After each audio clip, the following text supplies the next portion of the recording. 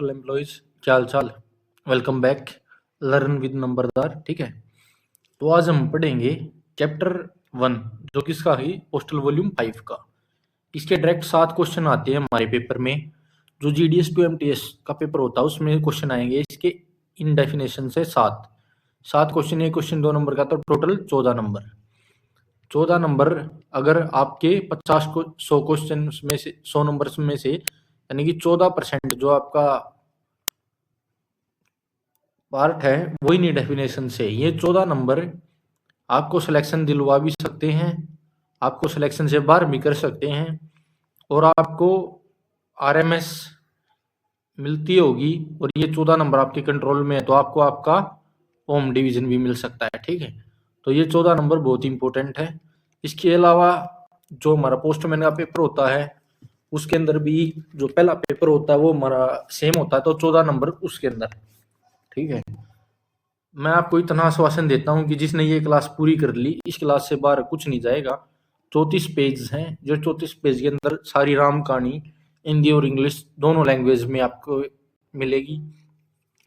लेकिन इसकी पीडीएफ जो हमारे पेड स्टूडेंट हैं जिन्होंने हमारा बैच ज्वाइन कर रखा है उनको मिलेगी, और कुछ टाइम के लिए मैं ये वीडियो पब्लिक कर दूंगा और अपने चैनल पे अपलोड कर दूंगा। उसके बाद जब हमें लगेगा हम इसको तब प्राइवेट कर देंगे, ये बस पेड स्टूडेंट को ही दिखेगी। ठीक है, तो शुरू करते हैं। पहली टर्म देखो, post master general. Post master general कौन होता है? द एक्सप्रेशन, यानी कि जो पोस्ट मास्टर जनरल होता है उसका मतलब क्या होता है? Means principal chief post master general, chief post master general, regional post master general और director of a postal service and include any other officer. और इसके अंदर कोई अन्य अधिकारी भी हो सकता है। Exercising the power of the principal chief post master general, कोई अन्य अधिकारी जिसके पास मुख्य डाकपाल जनरल या क्षेत्रीय डाकपाल जनरल के अधिकारों का प्रयोग कर रहा हो। ठीक है, तो ये होता हमारा post master general. Post master general term के अंदर सभी टाइप के पोस्ट मास्टर जनरल आ गए। अब सेकंड देखो, सेकंड है हमारा आरएमएस। अगर एब्रीवेशन लिखी दी जाए कहीं पे आरएमएस, आरएमएस का मतलब होता है रेलवे मेल सर्विस, ये तो होगी एब्रीवेशन की फुल फॉर्म। अब हमें पूछ ले, मान ले कि आरएमएस का मतलब क्या होता है। मतलब देखो, द एक्सप्रेशन, जो एक्सप्रेशन होता है रेलवे मेल सर्विस का, इसका मतलब क्या होता है? आरएमएस मीन्स द सर्विस, वह सेवा जो रिस्पॉन्सिबल होती है किसके लिए? For the carriage of mails, mails की कैरिज के लिए, बाई रेल, रेल के द्वारा, बाई रोड, रिवर नदी, एयर एंड एयर और हवाई यात्रा के द्वारा। यानी कि रेलवे मेल शब्द का अर्थ वह सेवा है जो रेल, सड़क, नदी और वायु मार्ग द्वारा डाक का परिवहन करती है तथा डाकघरों से प्राप्त डाक की संग्रहण और वितरण का कार्यालय मेल कार्यालय और सेक्शनों द्वारा किया जाता है। एंड और for the collection and distribution of the mails received from post office by the mail office and sections, जो डाक किसके द्वारा बांटी जाएंगी? मेल कार्यालय और सेक्शन के द्वारा। जो डेफिनेशन नंबर 3 है वो हटा दी गई है। फोर्थ डेफिनेशन है जो हमारी, वो क्या है? सुपरिटेंडेंट। सुपरिटेंडेंट को हिंदी में क्या बोलते हैं? अधीक्षक। क्या बोलते हैं? अधीक्षक। तो अधीक्षक डाकघर यानी सुपरिटेंडेंट ऑफ पोस्ट ऑफिस कौन होता है?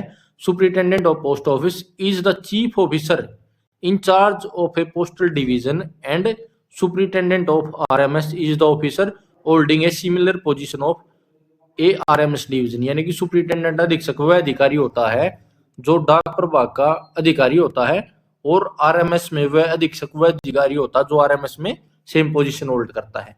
यानी कि डायरेक्ट में लिखूं तो एचओडी, हेड ऑफ डिपार्टमेंट कौन होता है? सुपरिटेंडेंट होता है। अगर पोस्टल में है तो वो पोस्टल का होगा, और अगर वो आरएमएस के अंदर है तो वो आरएमएस का होगा। बात यहीं पे खत्म। ठीक है ना, ये दोनों ही आइकन एक साइड हो गए। ठीक है, देखो और क्या कहता है। जो सुपरिटेंडेंट होता है, in superintendent is the administrative charge of division under his control. अपने कंट्रोल में जितने भी ऑफिस होते हैं, all officers in the division and are subordinated to him, यानी कि अधीक्षक अपने नियंत्रण वाले प्रभाग का प्रशासनिक अधिकारी होता है। जो भी डिवीजन होता है उसका एडमिनिस्ट्रेटिव इंचार्ज कौन होता है? सुपरिटेंडेंट होता है। और उसके अंडर में, उसके कंट्रोल में जो भी डिवीजन होता है, सभी जो भी ऑफिसर होते हैं उस डिवीजन में वो उसके सुबॉर्डिनेट होते हैं, यानी उसके अधीनस्थ काम करते हैं। और सुपरिटेंडेंट खुद किसके सुबॉर्डिनेट होते हैं? हेड ऑफ सर्कल या हेड ऑफ रीजन, यानी कि या तो पीएमजी पोस्ट मास्टर जनरल या सीपीएमजी के अंडर में कौन होता है? हमारे सुपरिटेंडेंट होते हैं। देखो एक और नोट दे दिया। नोट क्या दे दिया?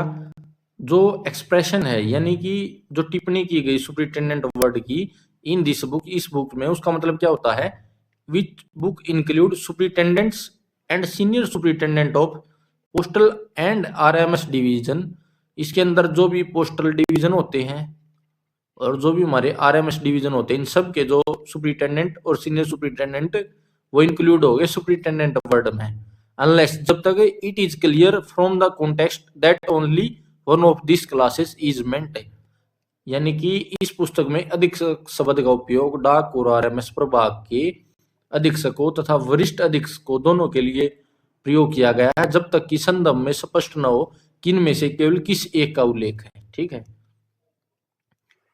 When used to signify a superintendent of post office, जब इसका उपयोग एक पोस्ट ऑफिस के अधीक्षक के रूप में किया जाता है। This term include a senior superintendent of post offices and a first class postmaster। तब यह वरिष्ठ अधीक्षक डाकघर तथा प्रथम श्रेणी के डाकपाल भी शामिल होते हैं। एक्सपेक्ट सिवाय where the context indicate otherwise, उन परिस्थितियों में जहां संदर्भ में कुछ और स्पष्ट किया गया हो। यानी कि जब तक कोई स्पेशल केस ना होगा तब तक सुपरिटेंडेंट का मतलब क्या होगा? चाहे वो सभी प्रकार सुपरिटेंडेंट, सीनियर सुपरिटेंडेंट, चाहे वो आरएमएस के हो या फिर पोस्टल डिवीजन के हो। डेफिनेशन नंबर 5 में क्या कहता है? Head office. हेड ऑफिस का मतलब क्या होता है? A head office is the mail office. देखो इसको पहले देखो क्या बोलते हैं, एक सेकेंड, लॉक करना भूल गया शायद मैं, इसलिए स्लाइड हो रहा है। हेड ऑफिस को क्या बोलेंगे? मुख्य डाकघर। मुख्य डाकघर क्या होता है? जैसे आपने देखा होगा एचओ, एचओ के अंडर क्या होता है?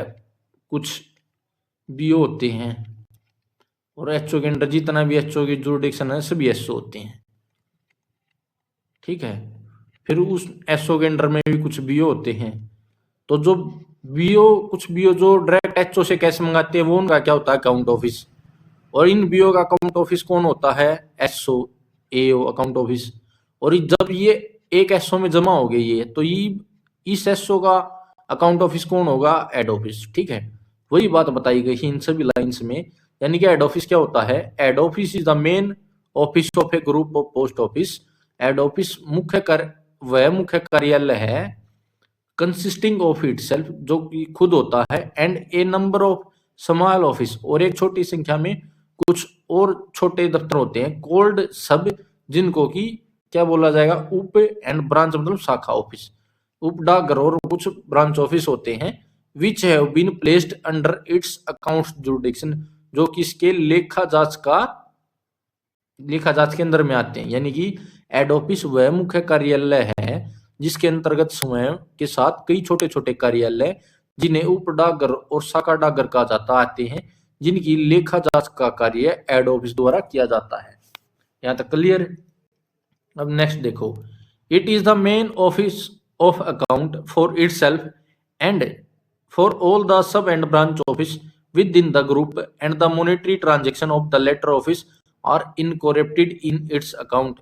यानी कि यह अपने साथ साथ समूह के सभी उप डाकघरों और शाखा डाकघरों का मुख्य लेखा कार्यालय होता है, तथा उन सभी वित्तीय लेन देन इसके खाते में सम्मिलित किए जाते हैं। यानी कि ब्रांच ऑफिस या जो भी ट्रांजैक्शन करेंगे वो एसओ जो इसके अंडर में, वो सभी इसके अकाउंट्स में ऐड होंगे। The officer in charge of A head office is designated A head post master. Head office के प्रभारी अधिकारी को हेड पोस्ट मास्टर कहा जाता है। यहां तक सभी को क्लियर? फिर देखो, फिर आता हमारा VSAT. VSAT station क्या होता है? Important head office are identified as very small aperture terminal, जो कि कुछ मुख्य महत्वपूर्ण हेड ऑफिस होते हैं उनको आइडेंटिफाई किया जाता है किसके तौर पर? Very small aperture terminal, VSAT के स्टेशन के में।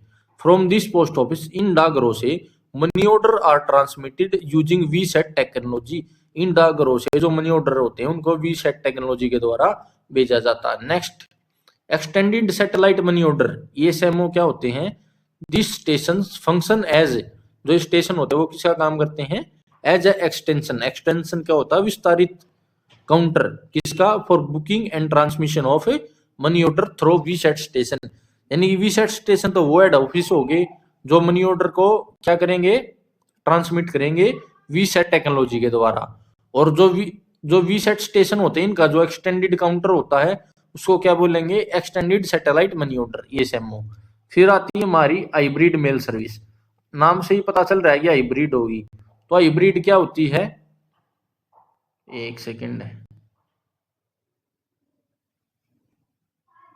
नाम से ही पता चल गया हमें हाइब्रिड मेल सर्विस। हाइब्रिड क्या होता है? कोई भी एक देसी चीज है और देसी चीज के साथ कोई विदेशी अगर ब्रीड की हम मीटिंग करवा देते हैं, मान लो एक देसी गाय के ऊपर एक विदेशी बैल चढ़ जाए तो उनका जो मतलब मीटिंग हो जाए, उनके आपस में इंटरकोर्स हो जाए, तो उससे जो बच्चा पैदा होगा वो हाइब्रिड होंगे। ठीक है, तो हाइब्रिड होता है कोई भी एक लो क्वालिटी चीज को हाई क्वालिटी के साथ मिक्स कर देंगे।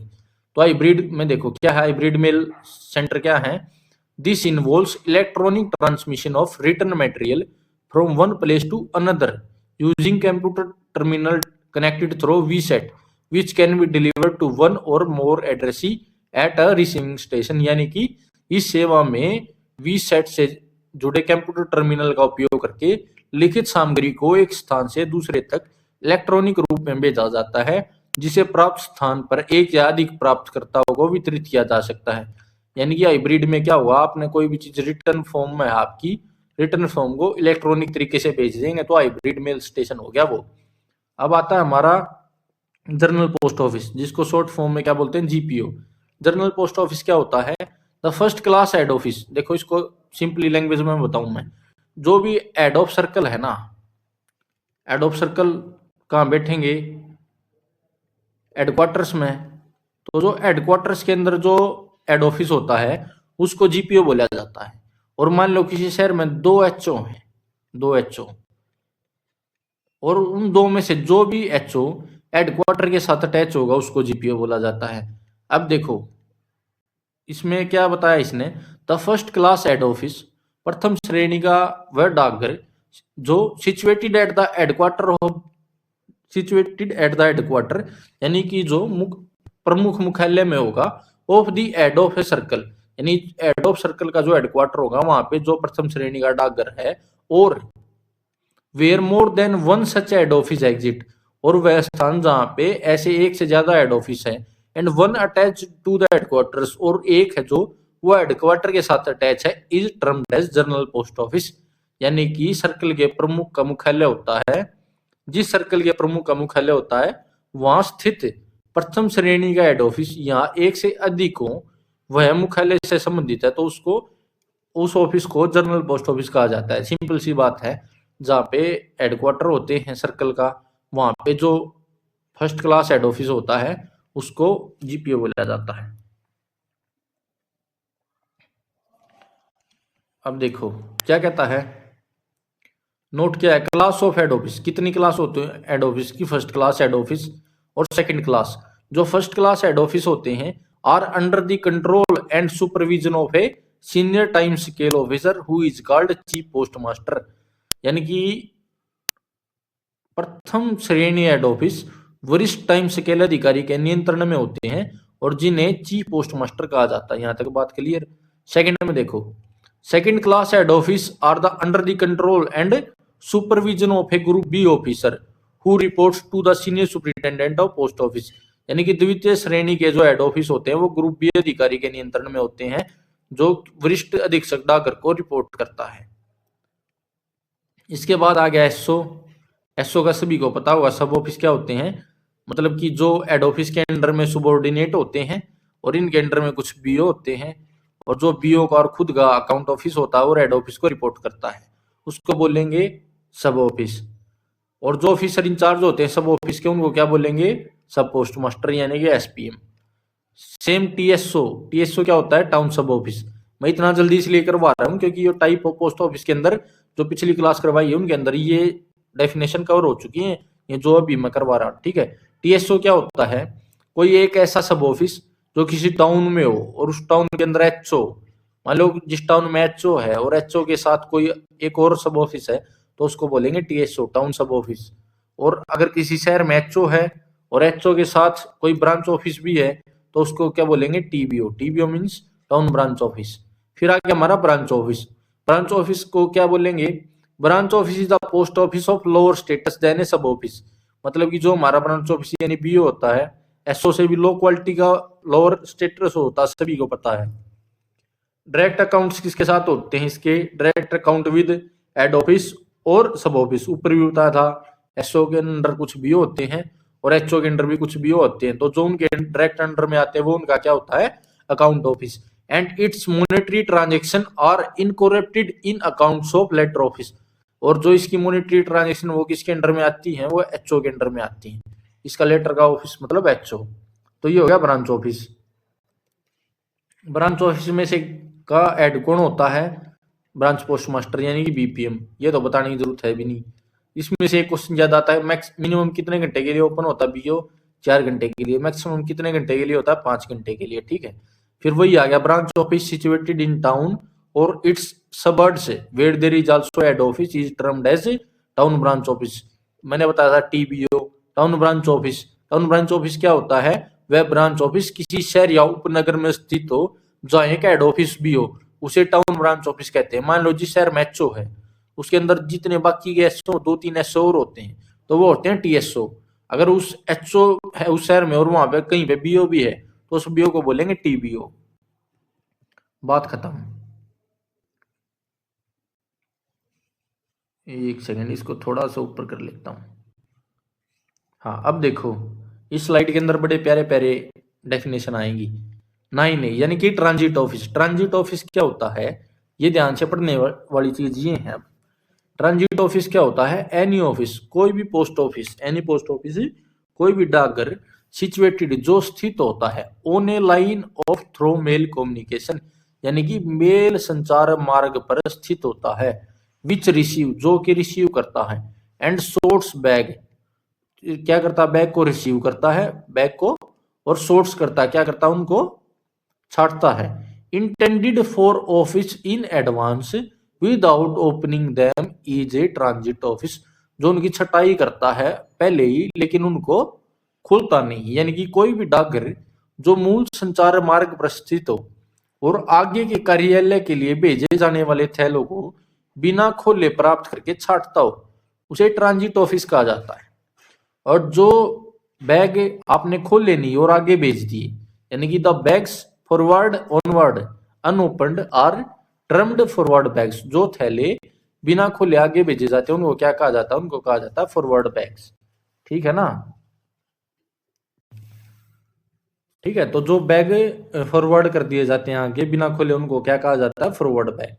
नेक्स्ट देखो, the transit bags address to a transit office are opened there, यानी ट्रांजिट ऑफिस को संबोधित ट्रांजिट बैग वही खोले जाते हैं।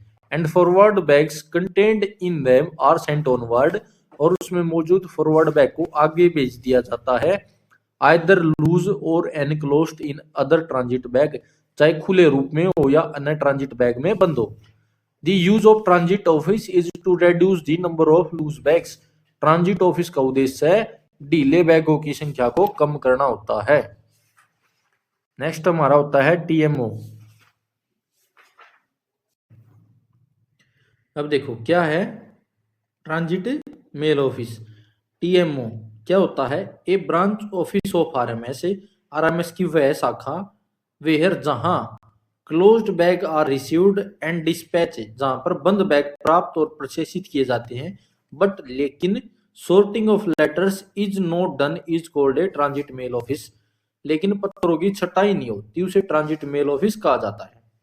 मेल एजेंट और जो मेल गार्ड होता है वो इसका इंचार्ज होता है, और ये क्या होता है, सेवरल सेट्स के अंदर काम होता है। इसमें अलग अलग सेट के अनुसार भी काम होता है, जैसे एग्जांपल दे दिए इसने बेंगलोर सिटी का टीएमओ और फलाना दगड़ा जो भी है। अब देखो टीएमओ की एक और बात होती है, ये क्या करता है, वर्क एट नाइट। यदि टीएमओ रात को काम करता है तो पूरी रात काम करता है। क्या करेगा, पूरी रात काम करेगा। But one batch work on a particular night will not work on the next night. टीएमओ में क्या होगा कि मान लो पूरी रात काम करेगा टीएमओ, तो एक रात कार्य करने वाला बैच अगली रात काम नहीं करेगा, दूसरी रात दूसरा बैच काम करेगा, ठीक है, और दोनों बैच बारी बारी से काम करेंगे। फिर होता है कंप्यूटराइज ट्रांजिट मेल ऑफिस, यानी कि सीएमओ, सीटीएमओ। सीटीएमओ क्या होता है, कुछ शहरों में जहां पर कंप्यूटर प्रोवाइड करवा रखे हैं handling of work of transit mail office, तो उनको क्या बोलेंगे, कंप्यूटराइज टीएमओ बोलेंगे।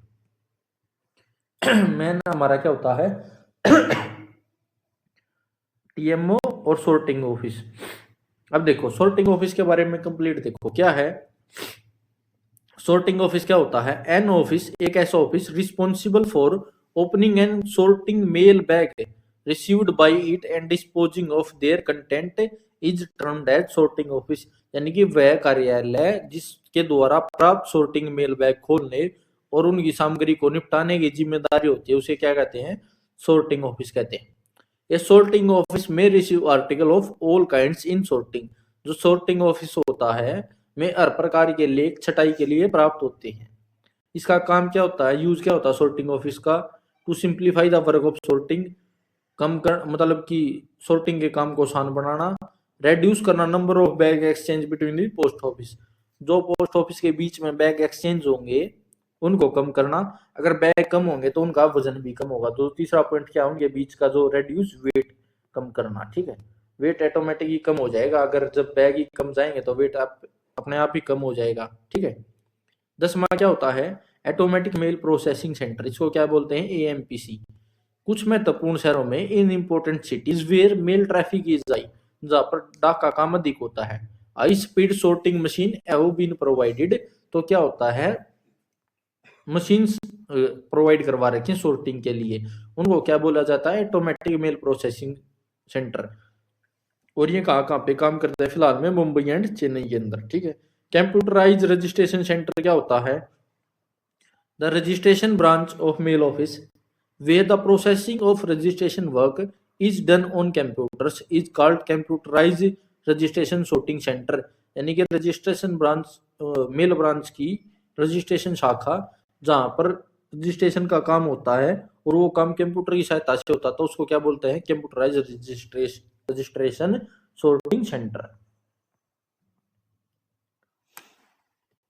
अब नेक्स्ट देखो जो सीआरसी होती है यानी कि कंप्यूटर रजिस्ट्रेशन सेंटर, वो क्या होता है, वो या तो मेल ऑफिस में भी हो सकती है और अलग जगह पे भी हो सकती है।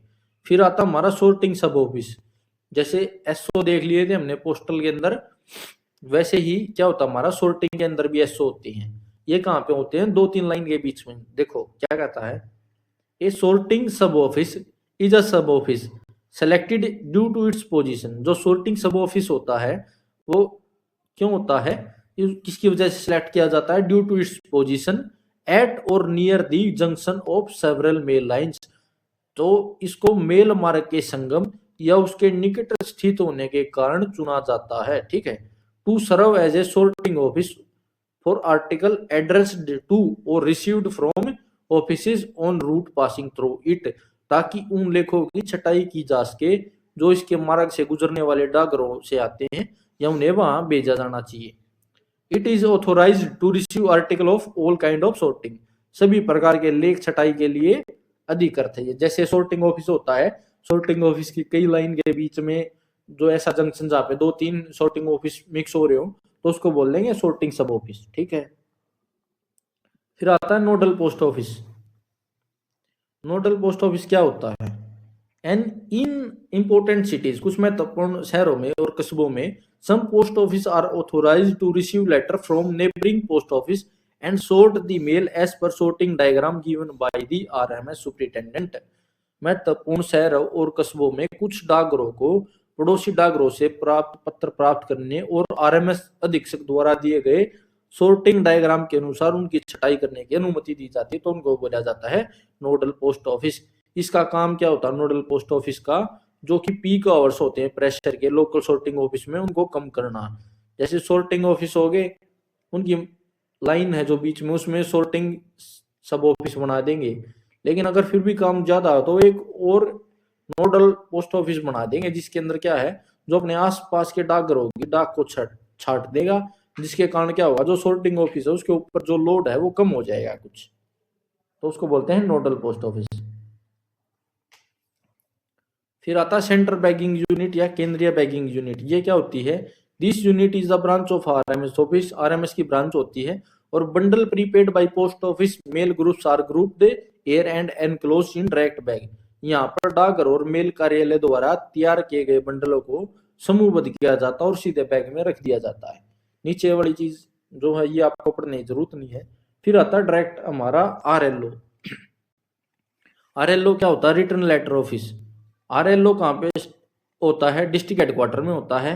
और इसका काम क्या होता है, जो भी डाक पे जिस पर पता नहीं मिलता और अनक्लेम्ड होती है वो आरएलओ में जाती है। अब डेफिनेशन देखो क्या कहता है, ए रिटर्न लेटर ऑफिस, जो रिटर्न लेटर ऑफिस होता है is stabilised at the headquarter of a postal circle, डाक सर्कल के मुख्यालय में स्थापित किया जाता है।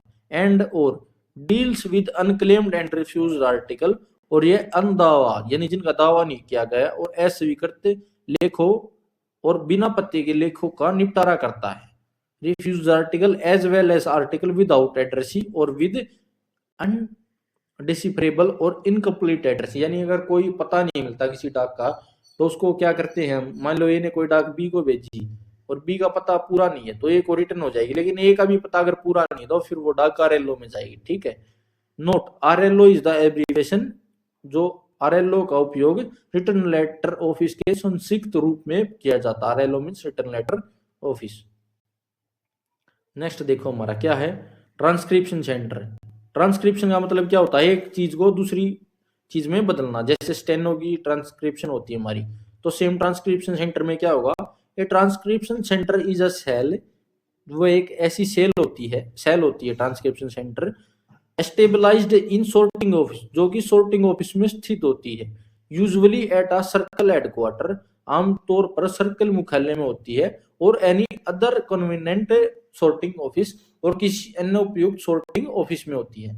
इसका काम क्या होता है देखो, it transcribes into English the addresses written in regional languages on postal articles posted in post और मेल ऑफिस, यानी कि यह केंद्रीय डाकघर या मेल कार्यालयों में पोस्ट किए गए लेखों पर क्षेत्रीय भाषाओं के पते को अंग्रेजी में बदलती है। जैसे मान लो कोई भी सॉर्टिंग ऑफिस है, अगर कोई लोकल लैंग्वेज है जैसे गुजराती होगी या कोई भी लैंग्वेज होगी, तो दूसरी लैंग्वेज के अंदर कुछ चीज लिखी हुई है ना, उसको इंग्लिश में चेंज करने का काम किसका होता है, ट्रांसक्रिप्शन सेंटर का होता है। अब देखो नेक्स्ट क्या कहता है, office of exchange, foreign post office, सब फॉरेन पोस्ट ऑफिस, इनका काम क्या होता है। ऑफिस ऑफ एक्सचेंज देखो क्या होता है, ए पोस्ट ऑफिस एक ऐसा डाकघर, सॉर्टिंग ऑफिस और सेक्शन या उसका एक section which exchange mails with office in foreign countries is known as office of exchange, यानी कि कोई भी डाकघर, सॉर्टिंग ऑफिस या सेक्शन जहां पर विदेशी देशों के डाकघरों के साथ डाक का आदान प्रदान होता है, उनको बदलते हैं, तो उसको क्या कहते हैं, office of exchange. Office of exchange समझ में आ गया, जहां में दूसरे देश की डाकों को बदला जाता है, किसी भी डाकघर में ऑफिस ऑफ एक्सचेंज होता है।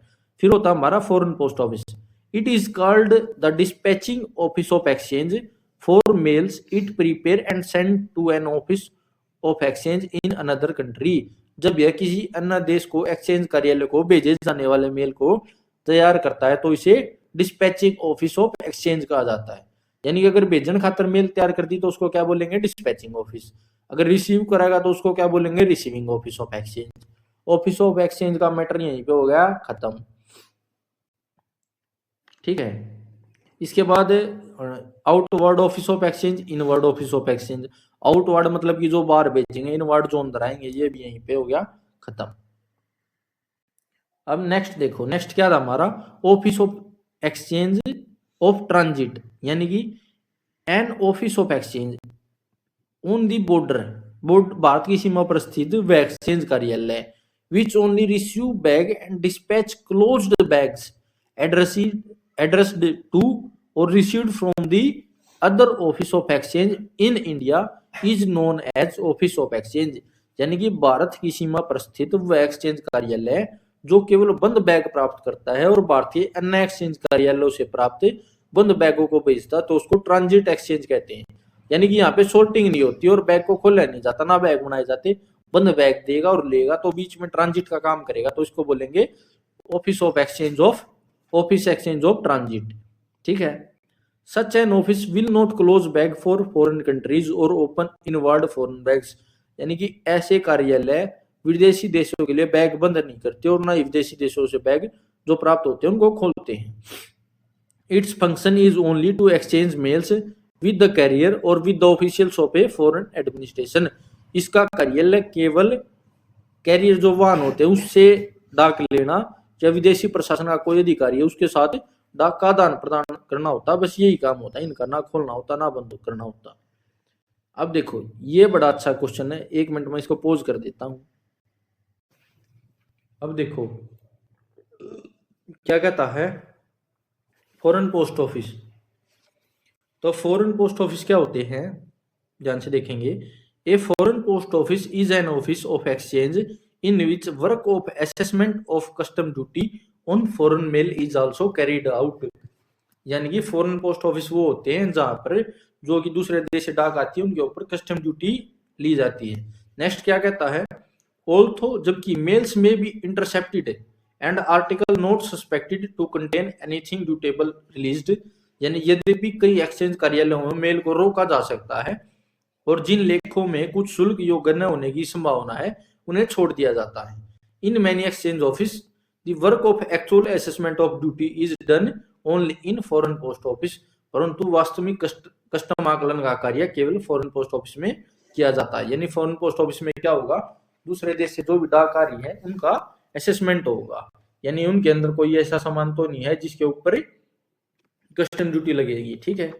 नेक्स्ट क्या कहता है, article received in one office of exchange and suspected to contain dutiable goods for delivery from an office nearer another office of exchange are directed to latter for actual examination and assessment of duty.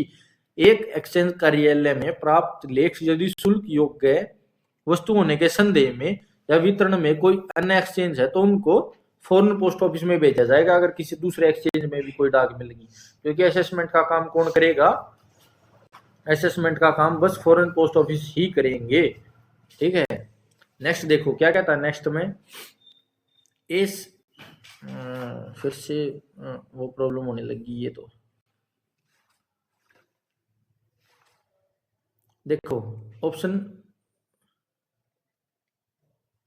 Black select कर लिया क्या मैंने, colour नहीं, colour तो black ही है, फिर ये क्यों नहीं शो कर रहा। अच्छा अब ये दोबारा शो करने लग गया। ठीक है। अब देखो क्या कहता है कि सब फॉरेन पोस्ट ऑफिस क्या होता है, is an office which is not an exchange office.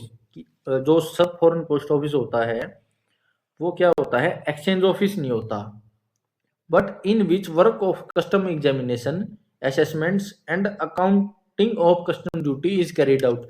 लेकिन एक्सचेंज कार्यालय नहीं होता, लेकिन वहां कस्टम जांच का आकलन और कस्टम शुल्क का लेखांकन किया जाता है, यानी कि कितनी ड्यूटी लगी, कस्टम कितना लगेगा, किस चीज पे लगेगा, उसकी गणना की जाती है।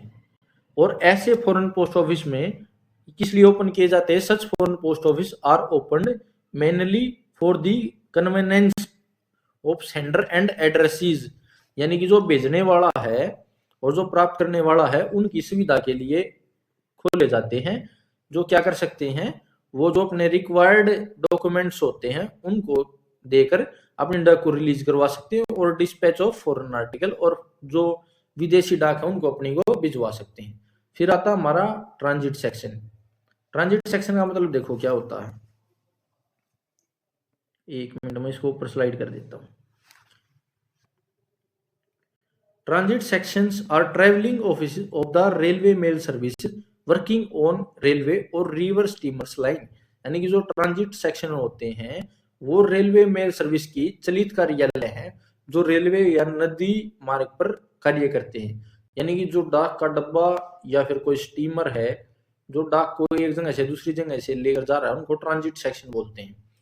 दी officer in charge of a set of transit section is called a mail guard और मेल एजेंट। जो ट्रांजिट सेक्शन के सेट का प्राधिकारी अधिकारी होता है उसको मेल गार्ड या मेल एजेंट कहते हैं। Sections are numbered serially and is designated by the name of RMS division followed by a serial number.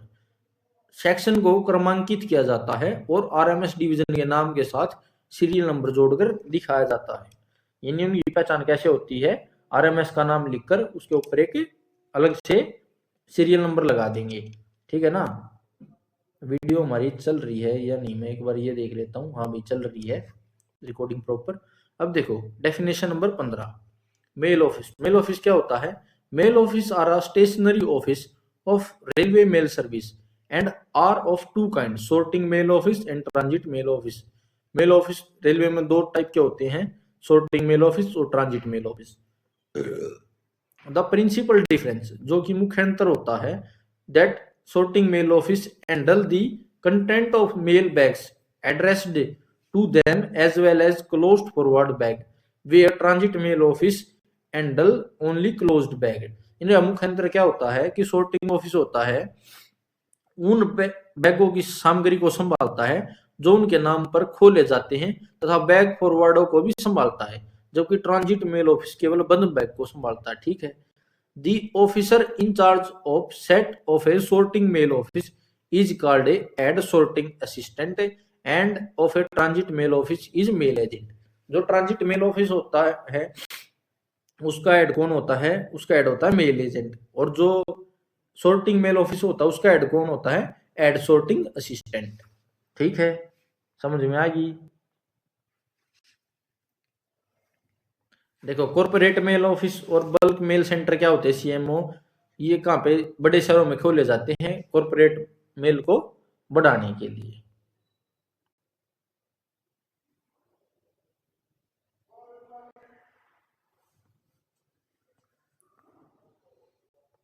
Next, mass mailing centre, MMC क्या होता है?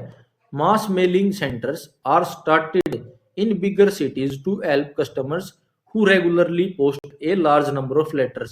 बड़े शहरों में उन ग्राहकों की सहायता के लिए मास मेलिंग सेंटर शुरू किए जाते हैं जो नियमित रूप से बड़ी संख्या में पत्र पोस्ट करते हैं।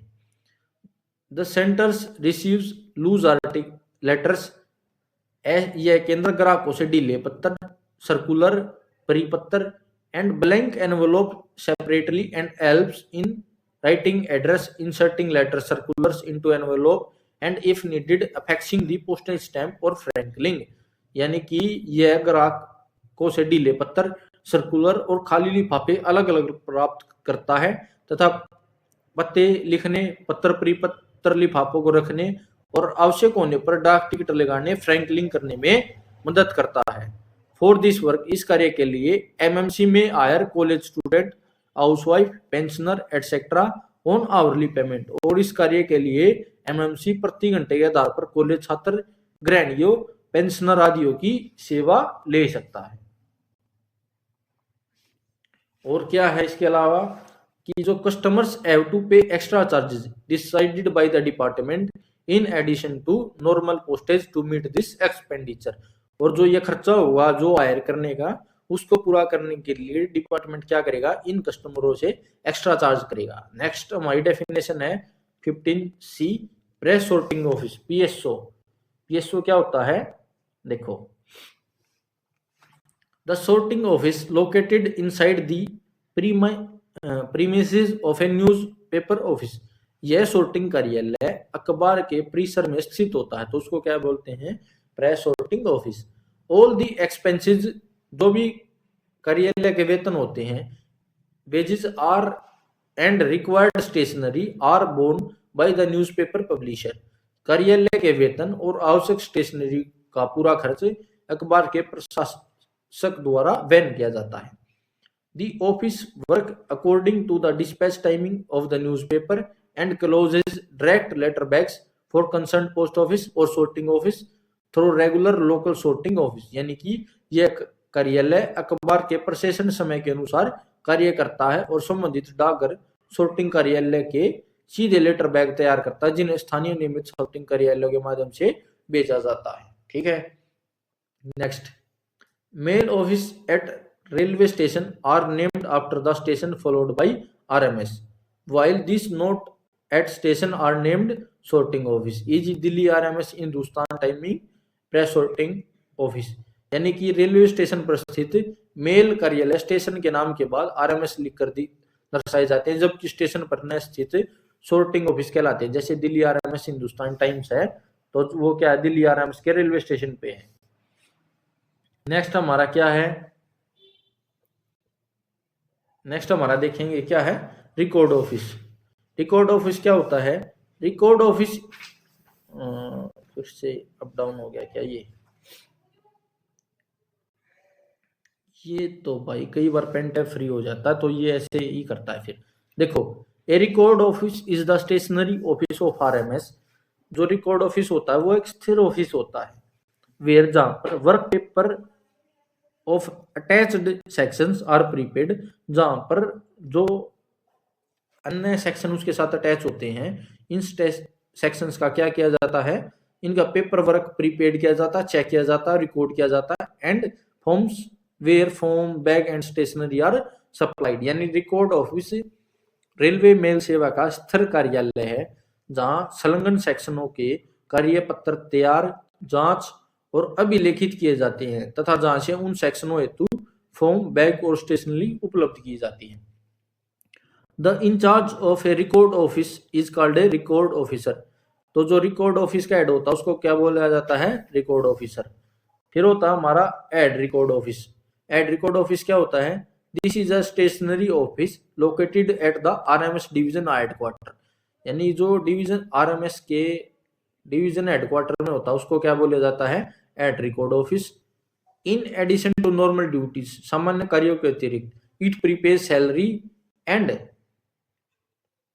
contingent bills for the entire division and maintain related accounts।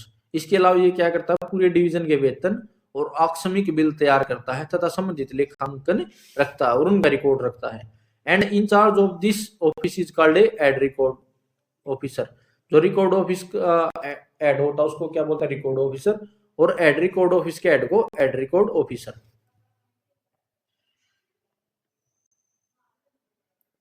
अब देखो भाई, जब ऐड हो गया और रिकॉर्ड हो गया तो सब होना भी जरूरी है, तो आ गया हमारा sub record office. Sub record office कहाँ पे लोकेट होता है, at the same station as a mail office. जो सब रिकॉर्ड ऑफिस उसी स्टेशन पर स्थित होता है जहां पर मेल ऑफिस होता है, ठीक है। इट प्रिपेयर क्या करता है, ये check, record and work paper of mail office and is attached section and supply form, bags and stationery. तो मेल ऑफिस है जो, उसका जो रिकॉर्ड ऑफिस होता है उसको सब रिकॉर्ड ऑफिस बोलते हैं, और उसका जो इंचार्ज होता है उसको क्या बोलते हैं, सब रिकॉर्ड ऑफिसर।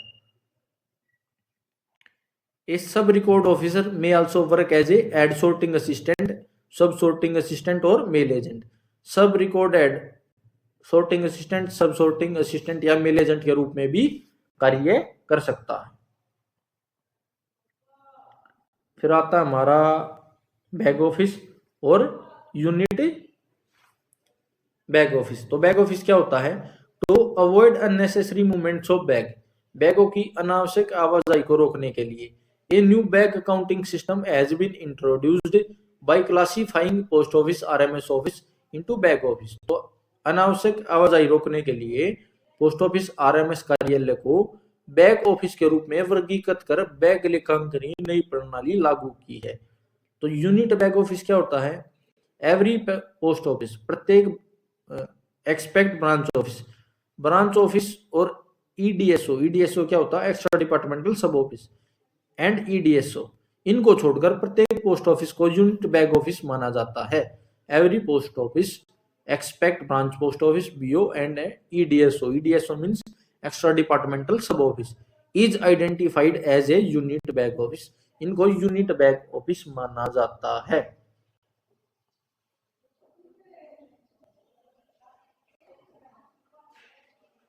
देखो इसके बारे में क्या कहता है कि दिस ऑफिस, ये जो ऑफिस होता है, is allotted minimum maximum bag balance once a year, preferably on 1 July by the superintendent of post office.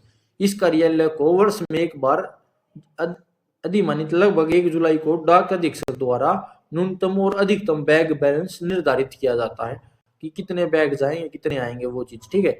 Each office, प्रत्येक office, maintain a day bag book, प्रत्येक कार्यालय एक दैनिक बैग बुक रखता है, and submit a daily bag balance report to its district bag office, और अपने जिला बैग कार्यालय को दैनिक बैग बैलेंस रिपोर्ट भेजता है। रिकॉर्ड तो जरूरी होता ही है भाई पोस्ट ऑफिस में हर चीज का, ये तो आपको भी पता होगा। जो अभी आप एग्जाम देने जा रहे हैं तो आपको 3 साल हो गए लगभग, मैं ये मान के चल रहा हूँ, तो 3 साल में ये चीज तो आप भी सीख गए हैं कि क्या काम होता है पोस्ट ऑफिस में, कैसे होता है, ठीक है। तो अब देखो district bag office, district bag office क्या होता है हमारा, जिला बैग कार्यालय। Every SRO in RMS is identified as district bag office.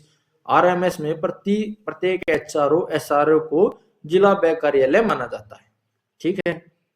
This office maintains bag accounts category wise for all types of bag, not only for bag received and dispatch by the sorting office and TMOs attached to them, but also for UBOs under them।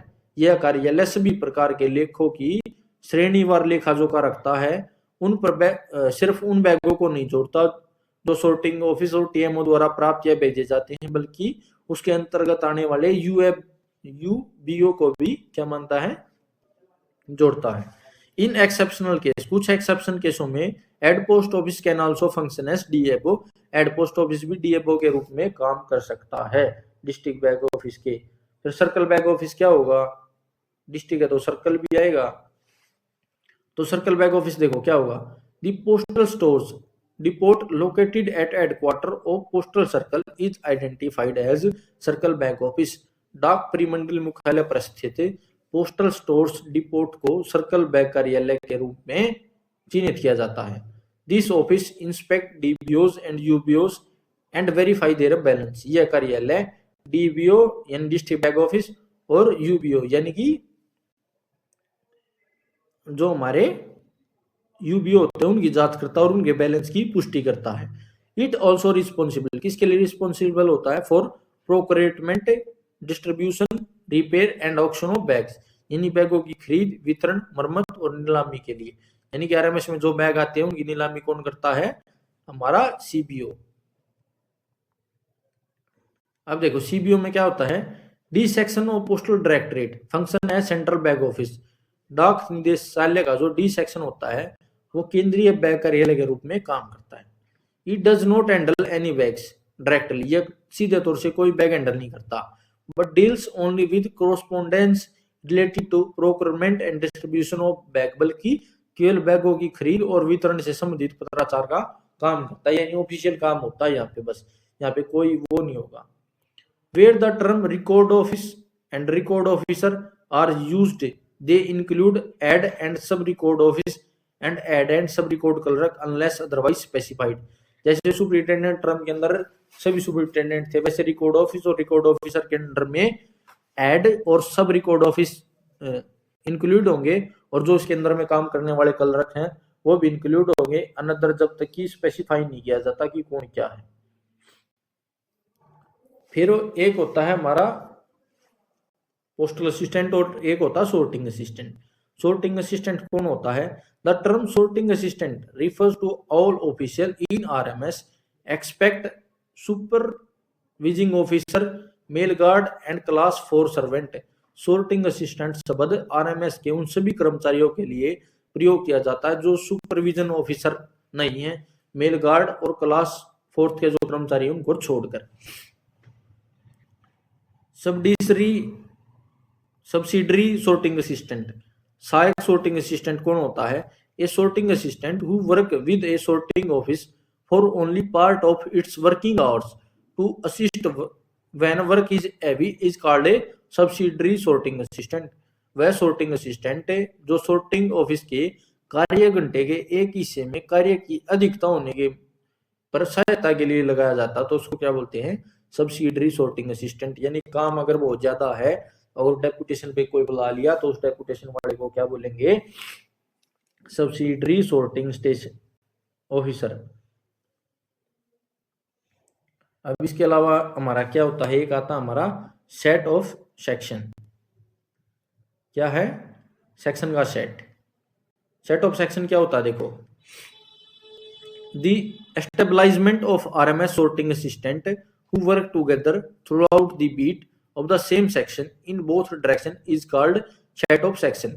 RMS के वो sorting assistant जो एक ही section की पूरी beat में दोनों दिशाओं में काम करते हैं, उन्हें उस सेक्शन का सेट कहा जाता है।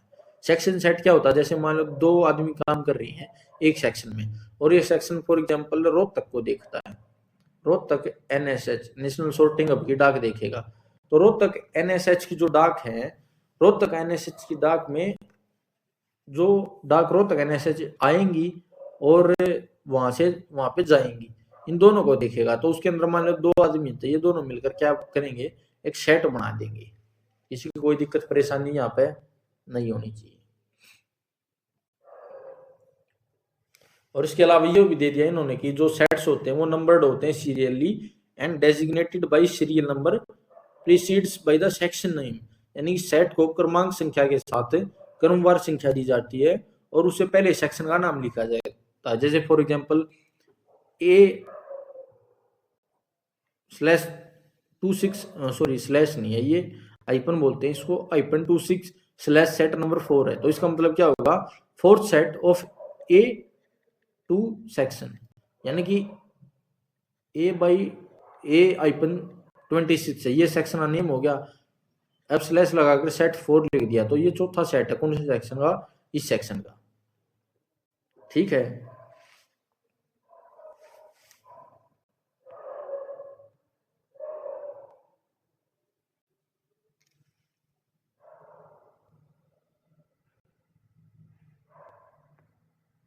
सेम ये सॉर्टिंग का क्या है कुछ, ठीक है।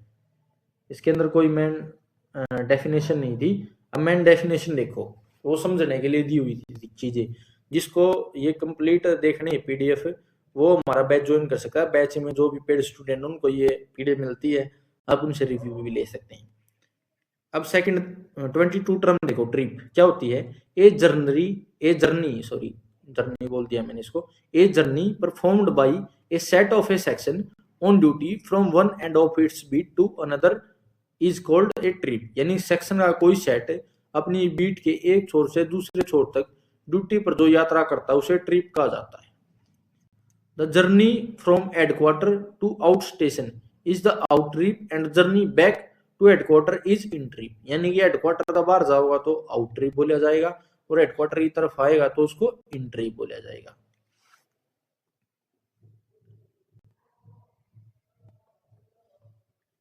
अब देखो क्या होता है स्टेशन एंड सॉर्टिंग आर्टिकल्स के बारे में है। Station articles are articles meant for delivery by the post office to which they are sent, यानी कि स्टेशन आर्टिकल वह लेख हैं जिनका वितरण उस डाकघर द्वारा किया जाना है जो उन्हें भेजा गया है, जहां उन्हें भेजा गया है। देखो मान लो अब कोई एक SO है और किसी ने डाक बुक करवा दी, उस SO के अंडर में 5 BO, अगर वो उस SO के अंडर में या उसी SO के अंडर की 5 BO में वो डाक बटनी है ना, तो उसको क्या बोलेंगे? उसको स्टेशन आर्टिकल बोलेंगे।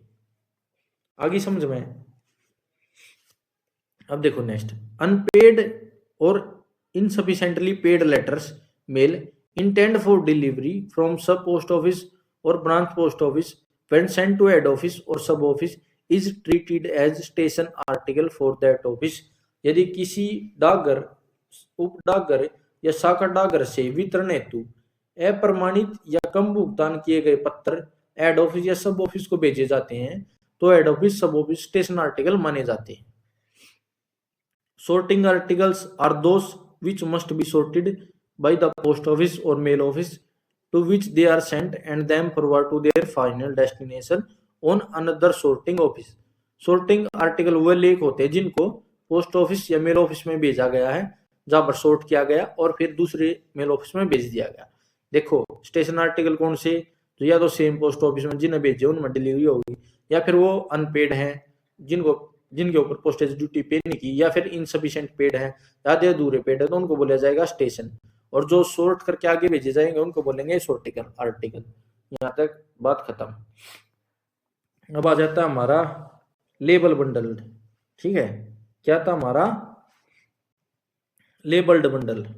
ये वीडियो कम से कम भी 2 घंटे के आसपास आएगी भाई, क्योंकि 57 डेफिनेशंस है और अब अभी हमारी आधी भी नहीं हुई है और टाइम अराउंड 4 मिनट और हमारा 39 सेकंड या 40 सेकंड के समथिंग हो गया। ठीक है, तो अब देखो लेबल आर्टिकल क्या होते हैं।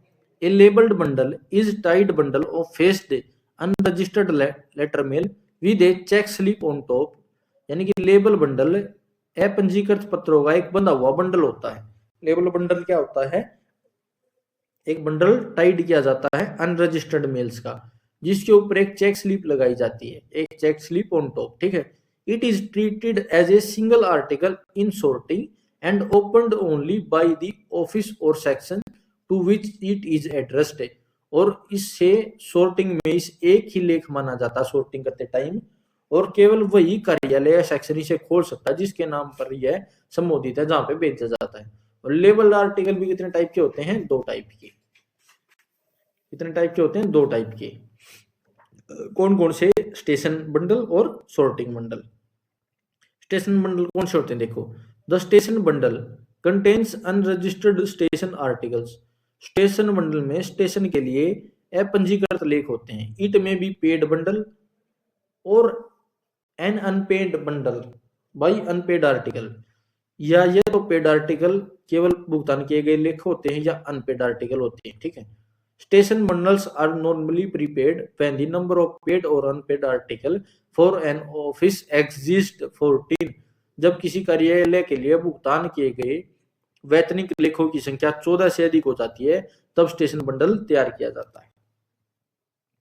अगर पेड या अनपेड आर्टिकल 14 से ज्यादा होंगे तो स्टेशन बंडल बना दिया जाएगा, ठीक है। सॉर्टिंग बंडल क्या होता है? A sorting bundle contain both paid and unpaid unregistered article which are not include in station bundle. Sorting bundle में भुगतान किए गए और आधे अधूरे भुगतान किए गए अवैतनिक दोनों प्रकार के अनपंजीकृत लेख अनरजिस्टर्ड आर्टिकल होते हैं, जो स्टेशन बंडल में शामिल नहीं किए जाते। Sorting bundles are of 2 kinds, express bundle और डिफर्ड बंडल। सॉर्टिंग बंडल भी कितने टाइप के होते हैं? 2। कौन कौन से? एक्सप्रेस बंडल और डिफर्ड बंडल। अब देखो, जो एक्सप्रेस बंडल होते हैं वो क्या होते हैं? Contain article. एक्सप्रेस बंडल वह लेख होते हैं that must be sorted immediately on receipt by the mail office और पोस्ट ऑफिस। एक्सप्रेस बंडल वह लेख होते हैं जिनको मेल ऑफिस या पोस्ट ऑफिस द्वारा प्राप्त होने पर तुरंत सॉर्ट किया जाना आवश्यक होता है। और डिफर्ड बंडल कौन से होते हैं? उसमें वो आर्टिकल होते हैं जो बाद में निपटाए जाएंगे, उनको क्या बोलेंगे? डिफर्ड आर्टिकल, जो यानी कि ज्यादा जल्दी नहीं होती जिनको, ठीक है। अब देखो नेक्स्ट में क्या कहता है? When a sorting bundle is prepaid for a state, जब सॉर्टिंग बंडल किसी राज्य, a clear defined tract of country, स्पष्ट परिभाषित क्षेत्र या किसी विदेश के लिए तैयार किया जाता है, और a foreign country, it is called A territorial bundle. तो इसे क्या कहा जाएगा? Territorial bundle. टेरिटोरियल बंडल कब होता है? जब किसी स्टेट या किसी जगह या किसी देश के लिए बनाया जाए। टेरिटोरियल बंडल कब बनेगा? जब लेखों की संख्या 25 से ज्यादा होगी, जब 25 से ज्यादा आर्टिकल होंगे। और 14 से ज्यादा आर्टिकल थे तो उस केस में हम उसको क्या बोल रहे थे? जब आर्टिकल कितने थे हमारे? 14 से ज्यादा थे, तो उसको क्या बोला जा रहा था? कहां गए?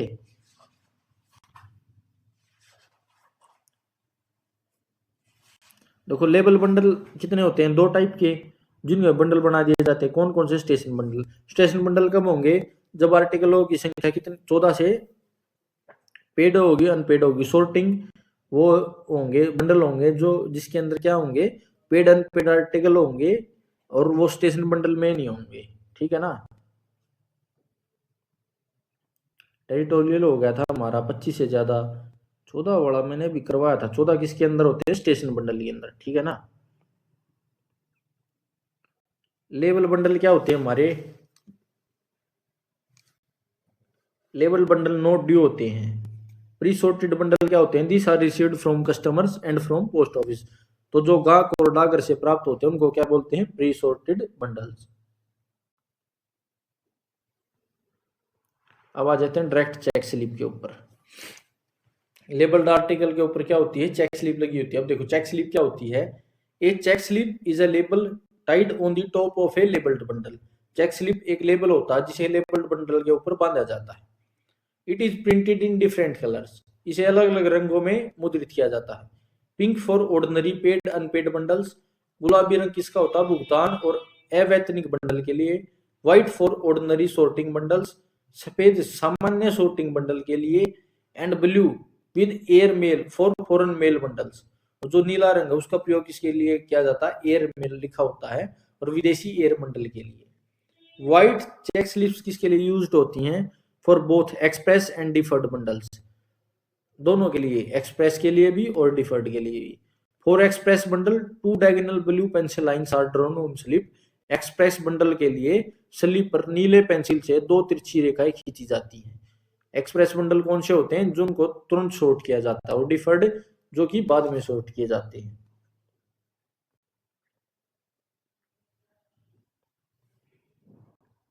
इसके अलावा जैसे जो नीले रंग की लाइन थी वो किसके लिए, एक्सप्रेस बंडल के लिए। तो अगर 2 डायगोनल ग्रीन लाइंस है तो वो किसके लिए होंगी, लोकल आर्टिकल्स के लिए। 2 डायगोनल तिरछी रेखाएं किसके लिए, हरी पेंसिल से हैं, तो लोकल के लिए। A yellow strip in the corner denotes Rajdhani articles and a blue strip denotes metro bundles. कोने में जो पीली पट्टी है वो राजधानी लेख होते हैं, और नीली पट्टी में होते हैं जो वो मेट्रो बंडल्स होते हैं। चेक स्लिप के ऊपर क्या क्या जानकारी होती है, name and date stamp of the office preparing it, यानी कि वह ऑफिस का नाम जो और उसकी मोहर जो इसको बनाएगा। Name of office which it is to be addressed, उस ऑफिस का नाम जहां पे भेजी जानी है। Full signature of the official preparing it, और उस अधिकारी के पूरे दस्तक होंगे जो इसको बनाएगा।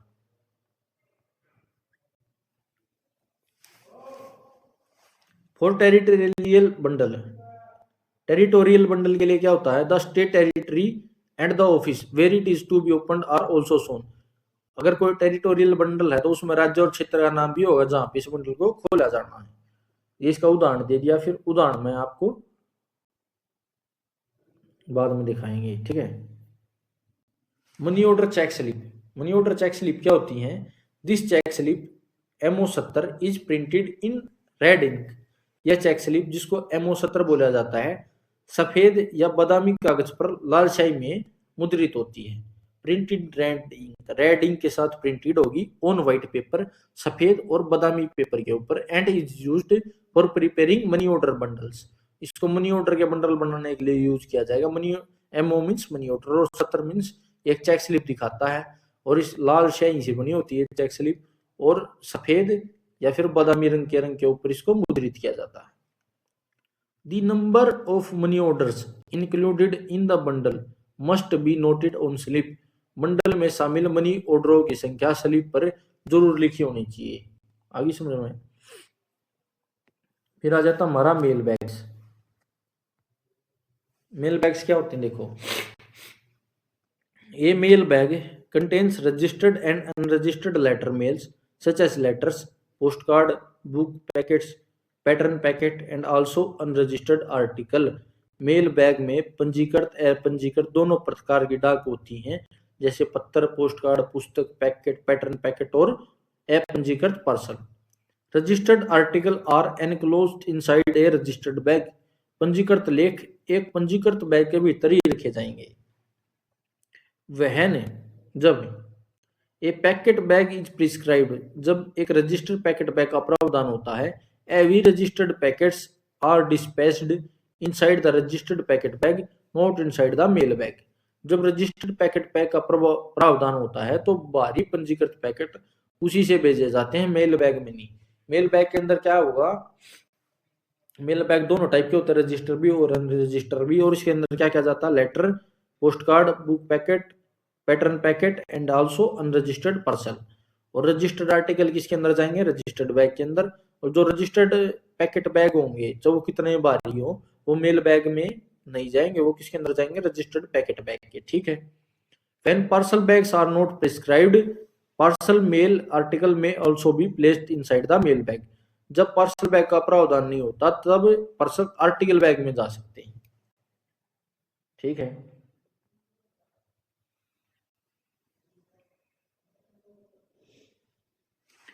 A mail bag exchange between a branch office and any post office other than its account office, mail office और section। यानी कि ब्रांच ऑफिस और किसी अन्य पोस्ट ऑफिस जो कि इसका खाता कार्यालय, मेल ऑफिस या सेक्शन नहीं है, के बीच में आदान प्रदान किए जाने वाले मेल बैग के सभी पूर्ण रूप से प्रीपेड लेख होते हैं सिवाय वीपी, बीमाकृत लेख और कस्टम ड्यूटी वाले लेखों के।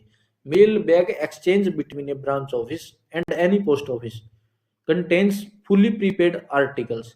क्या उनके अंदर क्या होते हैं, पहले से ही प्रीपेड आर्टिकल होते हैं। Expect VP value payable articles को, insured and custom to be realised article. यानी कि अगर वीपी है, वीपी के पैसे तो डिलीवरी के बाद ही लिए जाते हैं ना, कमीशन काटा जाता है। कोई इंश्योर्ड आर्टिकल है या फिर किसी के ऊपर कस्टम ड्यूटी लगनी है, उनको छोड़कर बाकी जो भी आर्टिकल्स होंगे मेल बैग के अंदर, अगर वो मेल बैग ब्रांच ऑफिस या किसी ऑफिस के बीच में एक्सचेंज हो रहा है तो प्रीपेड आर्टिकल होंगे। मेल बैग कितने टाइप के होते हैं, 3 टाइप के, station mail bag, sorting mail bag और हमारा तीसरा कौन सा होता है, कंबाइंड मेल बैग्स। अब देखो एक होता हमारा मेल बैग्स और ड्यू बैग्स। मेल बैग्स क्या होते हैं, ड्यू बैग होते हैं। देयर इज, इसको मैं ऊपर ही स्लाइड कर देता हूं।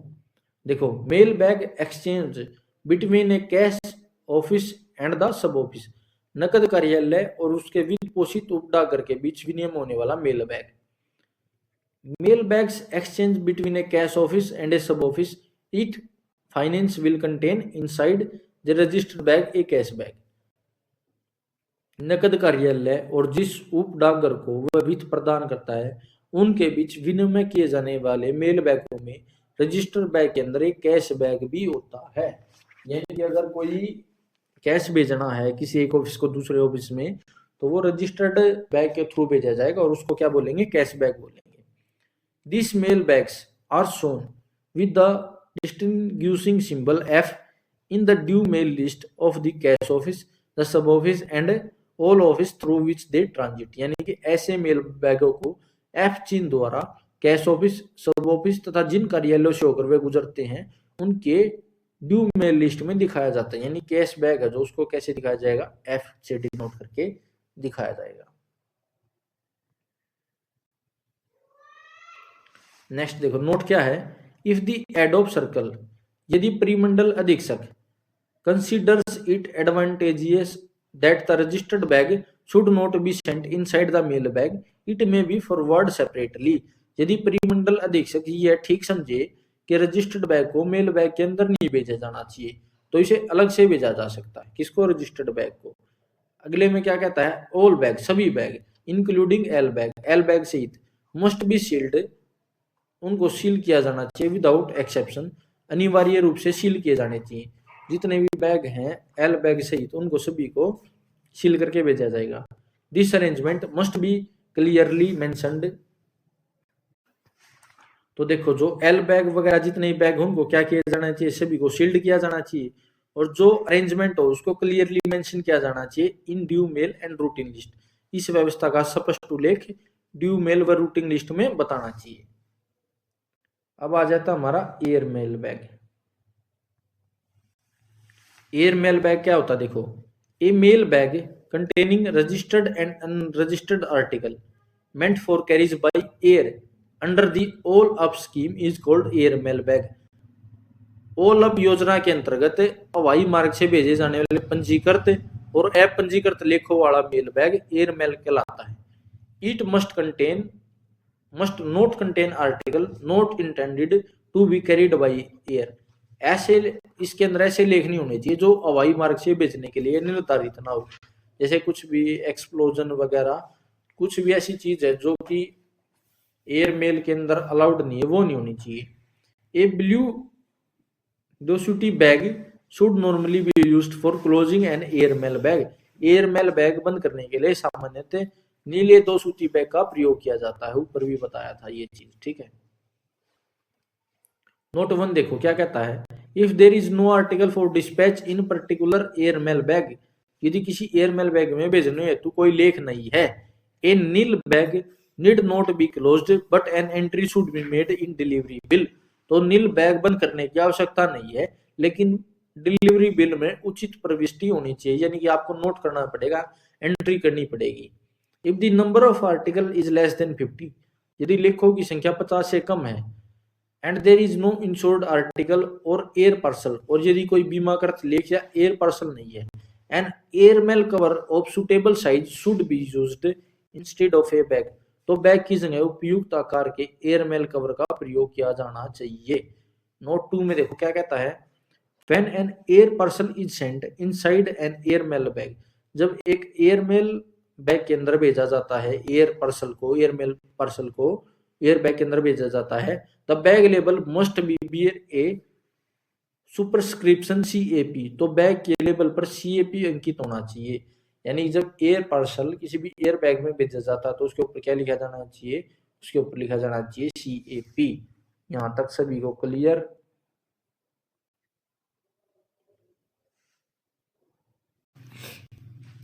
तो अब देखो नोट नंबर 3 है, जो नोट नंबर 3 क्या कहता है, register article should not be placed inside a bag unless they exceed 25 in number और बल्कि और इनसाइड इंश्योर्ड आइटम्स, यानी कि रजिस्टर लेखों को बैग में तभी रखा जाए जब उनकी संख्या 25 से अधिक हो, वे भारी हो और उनमें बीमाकृत लेख हों।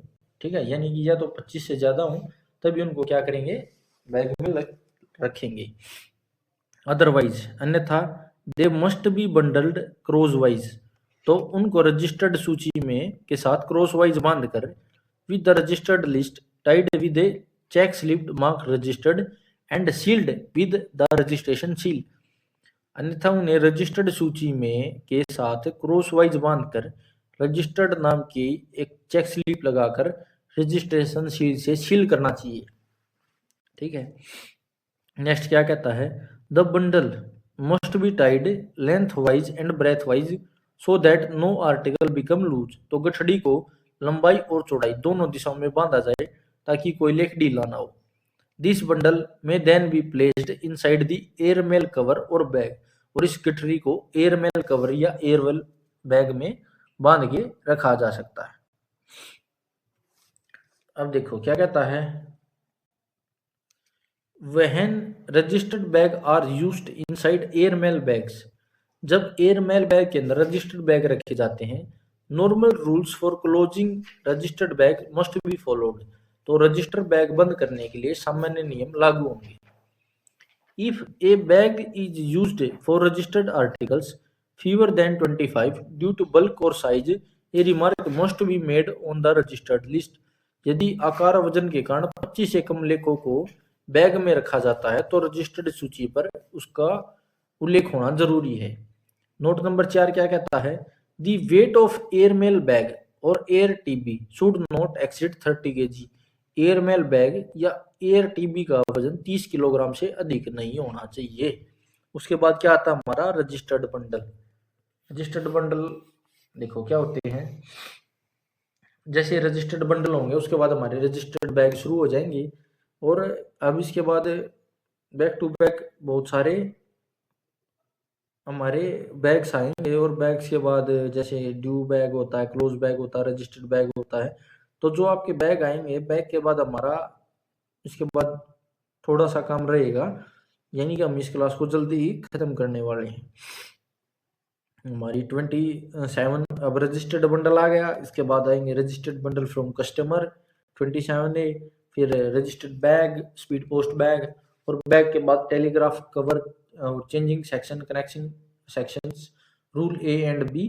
उसके बाद इस क्लास को हम जल्दी ही खत्म करने वाले हैं। ठीक है, क्योंकि हम जैसे पीडीएफ में 33 क्वेश्चंस 33 पेज की पीडीएफ पर 22 पेज कर चुके हैं, तो लगभग 2/3 यानी 66.6% हमने कर लिया कवर। अब देखो क्या कहता है, a registered bundle is a group of faced uninsured registered letter mail article placed with a registered list is prescribed envelope gummed and sealed or in a dosut bag if required। Registered bundle ऐसे पंजीकृत गैर बीमाकृत पत्र लेखों का समूह है जिसे रजिस्टर्ड सूची सहित निर्धारित लिफाफे में रखकर चिपकाया और सील किया जाता है। आवश्यकता होने पर 2 सूती बैग का प्रयोग भी किया जाता है। तो रजिस्टर्ड बंडल क्या होता है, group of faced uninsured registered letter mails का एक ग्रुप होता है। The label most clearly show that it is a registered bundle and not a registered bag. Label पर स्पष्ट लिखा होना चाहिए कि यह रजिस्टर्ड बंडल है, ना कि रजिस्टर्ड बैग है। Registered bundles are not due bags. जो रजिस्टर्ड बंडल होते हैं वो ड्यू बैग नहीं होते, but are prepaid when the number of registered article exceed 2। लेकिन तब तैयार किया जाते हैं जब रजिस्टर्ड लेखों की संख्या 2 से अधिक हो। 2 से अधिक होगी तो कितने क्या हो जाएगा उसका हमारा bundle, registered bundle. Airmail bundle में क्या होता था, मिनिमम 25 आर्टिकल होने चाहिए, 25 से कम है तो उसके ऊपर मेंशन होना चाहिए अगर वेट के कारण, और 30 केजी क्या थी वेट की लिमिट थी, ठीक है ना। अब देखो इन सॉर्टिंग, सॉर्टिंग में they are treated as single registered article, तो इनको एक एकल रजिस्टर्ड लेख माना जाता है अगर हम उनको बंडल बना देंगे। रजिस्टर नेक्स्ट होता है registered bundle from customer. Customer के से जो रजिस्टर्ड बंडल मिलते हैं वो कैसे काम करते हैं देखो। Customers who book their article in bulk prepare station bundles and TV bundles in the same manner as described earlier and submit them at sorting office। तो जो ग्राहक अपने लेख थोक में बुक करते हैं तो वे स्टेशन बंडल और टीवी बंडल पहले बताए गए तरीके से तैयार करते हैं और sorting ऑफिस में भेज देते हैं। अब देखो फिर आता हमारा रजिस्टर्ड बैग। रजिस्टर्ड बैग में देखो क्या कहता है, a registered bag contain a cash bag. A cash bag लेता है ordinary and VP registered letters and packets, insured envelopes, registered bundle, uninsured bundle, ordinary and VP money order bundles tied with a check slip and a registered list. यानी register bag में cash bag, साधारण VP, registered पत्र और packet, बीमाकृत लिफाफे, registered bundle, बीमाकृत bundle, साधारण व VP money order bundle check slip के साथ बंधे होते हैं और एक रजिस्टर्ड सूची शामिल होती है। नोट, नोट क्या है, a registered bag inside a mail bag indicated by symbol P in the DM list also contains a cash bag. यदि डीएम सूची में पी द्वारा दर्शाया गया रजिस्टर्ड मेल बैग के अंदर है तो उसमें कैश बैग भी आवश्यक होगा। A registered bag is a due bag and must be prepaid with a registered list where or whether or not there is a cash bag or registered article for dispatch। यानी कि register bag एक due bag होता है। Register bag कैसा bag होता है, due bag होता है और इसे रजिस्टर्ड सूची के साथ अनिवार्य रूप से तैयार किया जाना चाहिए, चाहे भेजने के लिए कैश बैग या रजिस्टर बैग लेख हो या ना हो।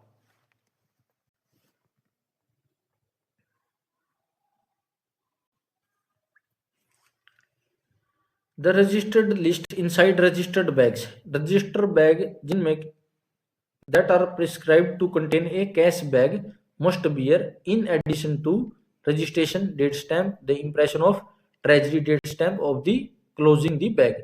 यानी कि वे रजिस्टर बैग जिनमें कैश बैग रखना अनिवार्य है उनकी रजिस्ट्री सूची पर रजिस्ट्रेशन डेट स्टैंप के अलावा उस कार्यालय की ट्रेजरी डेट स्टैंप की मोहर भी होनी चाहिए जिसने बैग बंद किया है।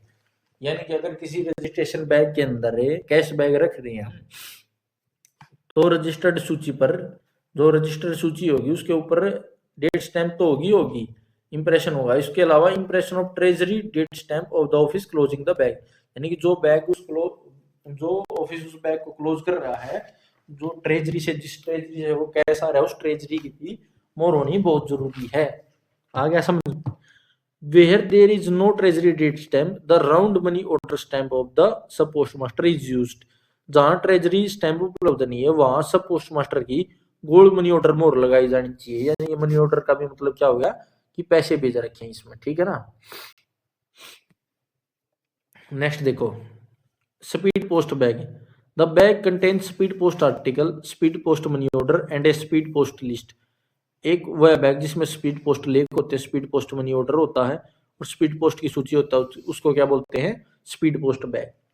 This list must show the number of article and their office of booking and total must be calculated at the bottom. यानी कि सूची में लेखों की संख्या, कहाँ से बुक हुए हैं, उसका नाम और नीचे कुल कितनी लिस्ट है वो लिखा हुआ होना चाहिए। फिर आते हैं हमारे इंश्योर्ड बंडल। इंश्योर्ड बंडल में क्या कहता है देखो। अब देखो इंश्योर्ड बंडल क्या होता है। An insured bundle is a collection of insured articles. Insured articles का क्या होता है, कलेक्शन होता है। एनक्लोज्ड किसके साथ बंद किया जाता है, with A registered list in an insured envelope or if required in a dosity bag properly closed and sealed clearly marked as an insured bundle। यानी कि बीमाकृत जो बंडल होता है, बीमाकृत पत्रों का एक समूह होता है जिससे रजिस्टर्ड सूची सहित बीमाकृत लिफाफे में आवश्यकता होने पर दो सूती बैग में रखकर ठीक से बंद व सील किया जाता है और उस पर स्पष्ट रूप से क्या लिखा होता है, insured bundle. Insured bundles are not due bags but are ordinarily made when insured letters of a post office are more than one। बीमाकृत बंडल ड्यू बैग नहीं होते, लेकिन जब किसी पोस्ट ऑफिस के लिए एक से अधिक बीमाकृत पत्र हो तभी इन्हें तैयार किया जाता है। In sorting they are treated as single insured envelope. तो इन सॉर्टिंग में एकल बीमाकृत लिफाफे की तरह माना जाता है। ठीक है। पार्सल बैग, इंश्योर्ड बैग, ये हमारे बैग्स हैं, ये जो आप इजीली पढ़ सकते हैं। ठीक है। रजिस्टर पैकेट बैग मैं इनको छोड़ देता हूँ क्योंकि ये एक जैसे हैं। ट्रांजिट बैग, इनके बीच में बस बैग्स की अलग अलग, अकाउंट बैग कौन सा होता है, कैश बैग क्या होता है, ब्रांच ऑफिस बैग क्या होता है। ठीक है। जो कैश, जैसे जो कैश का बैग हो गया तो उसको, जैसे ये हो गया कैश बैग है तो मैं अभी इसके बारे में बता रहा था। तो कैश बैग क्या होगा, जो कैश भेजने के लिए किसी ऑफिस के बीच में जो बैग यूज होगा उसको क्या बोलेंगे, कैश बैग होंगे। कैश बैग्स क्या होते हैं, नोटेड ड्यू बैग होते हैं। फिर स्पेशल बैग्स आ गए, तो ये बैग्स ही चलेंगे अब। ऐसे ही आप इन बैग्स को कंप्लीट कर लो। Changing station, connecting station, over time due, rest house. Rest house क्या होता है, देखो अब ये आ गया रेस्ट हाउस। तो रेस्ट हाउस हमारा क्या होता है, rest house are rooms or a building provided at terminal or changing station for accommodation of mail agents, mail guards and van peons. यानी रेस्ट हाउस वह कमरा या भवन होता है जो टर्मिनल या चेंजिंग स्टेशन पर मेल एजेंट के आराम करने के लिए बनाया जाता है। ये जैसे आप करो, ओवर टाइम ड्यूटी क्या होती है, देखो over time duty means duty performed after completion of prescribed work hours under the orders of the superintendent, assistant superintendent, inspector or record officer by sorting assistant, mail guard, van PNs, porters or any other RMS staff। यानी कि जो भी आपका prescribed hours होते हैं, prescribed का मतलब क्या होता है, निर्धारित घंटे। जो निर्धारित घंटे के बाद आप जो भी काम करते हो मान लो, तो उसको आपका ओवर टाइम बोला जाएगा। ये कोई बड़ी बात नहीं है, ये क्या चीज होती है ओवर टाइम। और ये चेंजिंग स्टेशन क्या होता है, जहां पर रेलवे स्टेशन,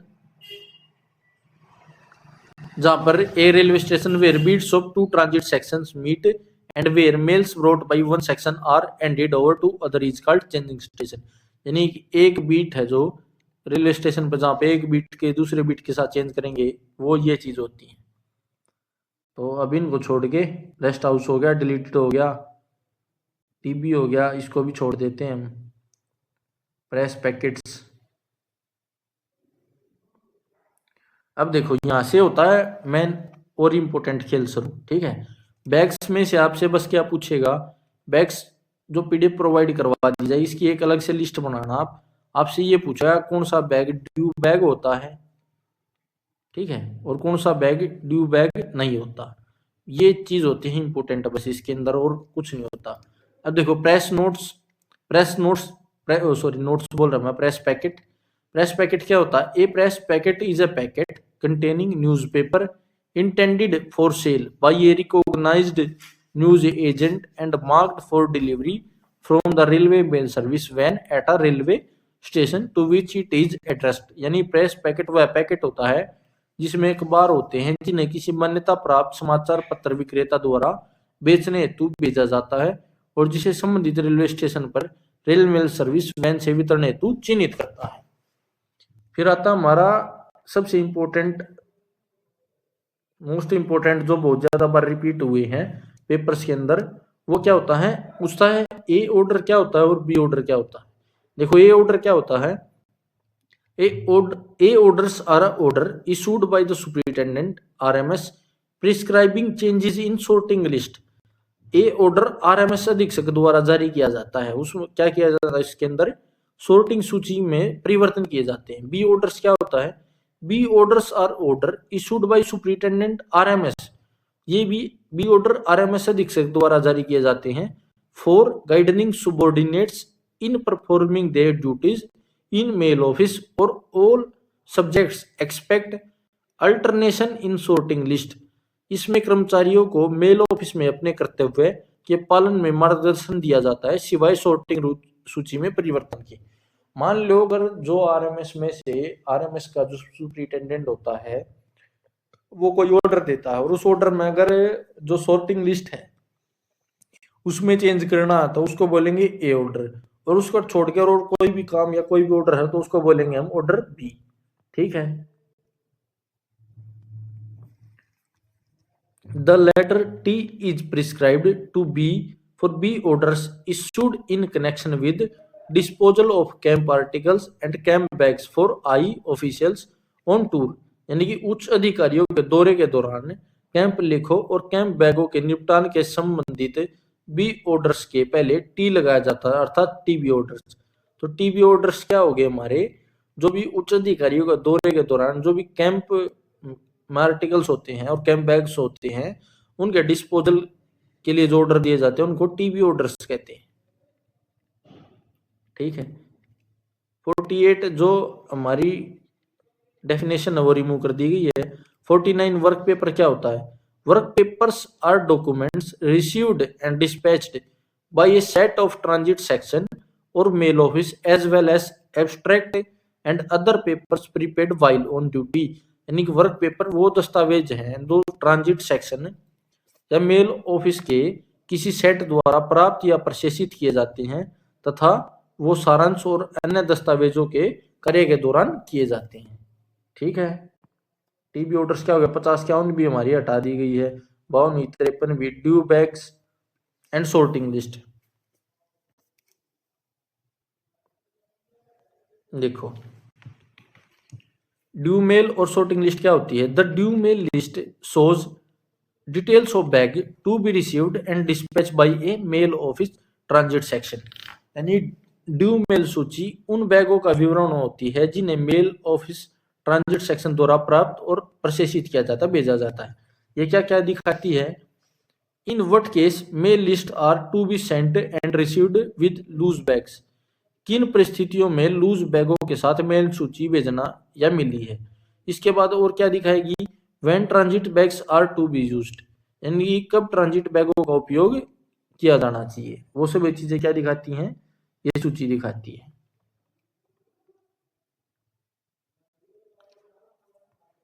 और क्या है इसके साथ ही? When account bag and BO bag must be sent received inside the mail bag. Account bag और बीओ बैग कब मेल बैग में रखकर भेजने प्राप्त करने हैं। D in case of a sub office mail bags containing cash bags enclosed in registered bags. Sub office के मामले में मेल बैग जिनमें कैश बैग रजिस्टर्ड बैग के अंदर बंद होकर आते हैं। सॉर्टिंग लिस्ट क्या दिखाती है? For which office mail bags and registered bags are to be made. देखो उसके अंदर आर्टिकल लिखे जाएंगे, इसके अंदर क्या लिखा जाएगा कि मेल बैग्स कितने रजिस्टर बैग रिसीव हुए हैं और मिले हैं किस ऑफिस के, इसके अंदर दिखाई जाएगी ये वाली चीज हमारी। ठीक है। और क्या दिखाएगा? To which office parcel mail articles may be sent directly and manners of dispatch. किन कार्यालय को पार्सल एक सीधे भेजे गए और उनको भेजने की विधि क्या थी। अब देखो हमारी due mails and unusual mails. तो ड्यू मेल्स क्या होती हैं? Include all bags articles and document that must be dispatch every day or at regular interval. Due mail में वे सभी बैग लेख और दस्तावेज शामिल होते हैं जिन्हें प्रतिदिन या नियमित अंतराल पर भेजना अनिवार्य होता है। क्या होता है? ड्यू मेल्स के अंदर कौन कौन से होते हैं? वो सभी बैग और दस्तावेज जिनको डेली भेजा जाता है। अनयूजुअल मेल्स क्या होती हैं? वो इंक्लूड करती हैं parcel bags, packet bag, special bag, camp bags, telegraph bags and all other bags not treated as due mail. असामान्य मेल में parcel bag, packet mail, special bag, camp bag, telegraph bag और सभी bag सम्मिलित होते हैं जो due mail श्रेणी में नहीं आते। Definition number 54 face and facing. Face and facing क्या होती है? देखो, the face of an article is the side on which the address is written. लेख की फेस व्यवस्था होती है जहां पर पता लिखा होता है, जैसे ये आर्टिकल हो गया, यहाँ पे अगर पता लिखा है तो इसको क्या बोलेंगे, फेस बोल लेंगे। ठीक है, नेक्स्ट देखो क्या कहता है, facing means arranging articles with the addressee side upward and all addresses turned in the same direction.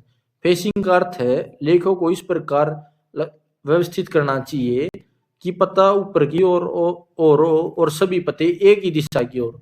जैसे मान लो फेस ये हो गया, तो फेसिंग का मतलब है जो भी आर्टिकल बार बार इकट्ठे कर रहे हूं मैं, लगा रहे हैं, तो उनको इस तरीके से अरेंज करो कि उनका सभी का फेस एक साइड और पता एक साइड दिखाई दे, ताकि स्टैंपिंग करने में आसानी हो। 55 नंबर डेफिनेशन क्या होती है, beat. The term beat in relation to RMS sections means the portion of a railway or steamer line over which the section works.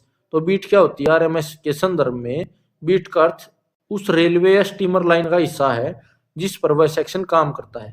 यानी इसमें जिसमें भी रेलवे का कोई भी सेक्शन में काम करेगा तो उसको क्या बोलेंगे, हम उसको हम बीट बोलते हैं। ठीक है,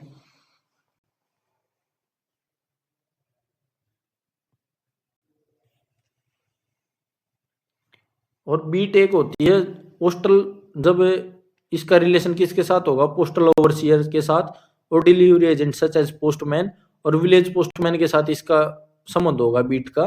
तब बीट क्या करेगी, वो एरिया होगा जहां पे वो अपनी परफॉर्म ड्यूटी को क्या करेगा, परफॉर्म करेगा। ठीक है, बीट का मतलब अगर डाकिये के संबंध में या मेल ओशियर के संबंध में पूछ रहा है तो वह क्षेत्र यानी उसका एरिया जहां पर वो डाक बांटेगा तो उसको क्या बोलेंगे, उसकी बीट बोलेंगे। A beat include the post office served by the concerned official. एक बीट में वे सभी डाकघर सम्मिलित होते हैं जिन्हें संबंधित कर्मचारी द्वारा सेवा दी जाती है। फॉर एग्जाम्पल आईपीओ है, इंस्पेक्टर ऑफ पोस्ट है, तो उसकी बीट होती है। बीट का मतलब वो एरिया जहां तक उसकी जुरिडिक्शन है, जैसे सब डिवीजन हो गया तो वो सब डिवीजन का हेड है, तो जो वो सब डिवीजन के अंडर में जो जो ऑफिस आते हैं वो उसकी बीट होगी। इसके साथ ही ट्रायल कार्ड्स 3 पेज और रहेंगे, ठीक है ना। इसके साथ ही इस वीडियो को जल्दी ही खत्म कर देंगे हम। अब देखो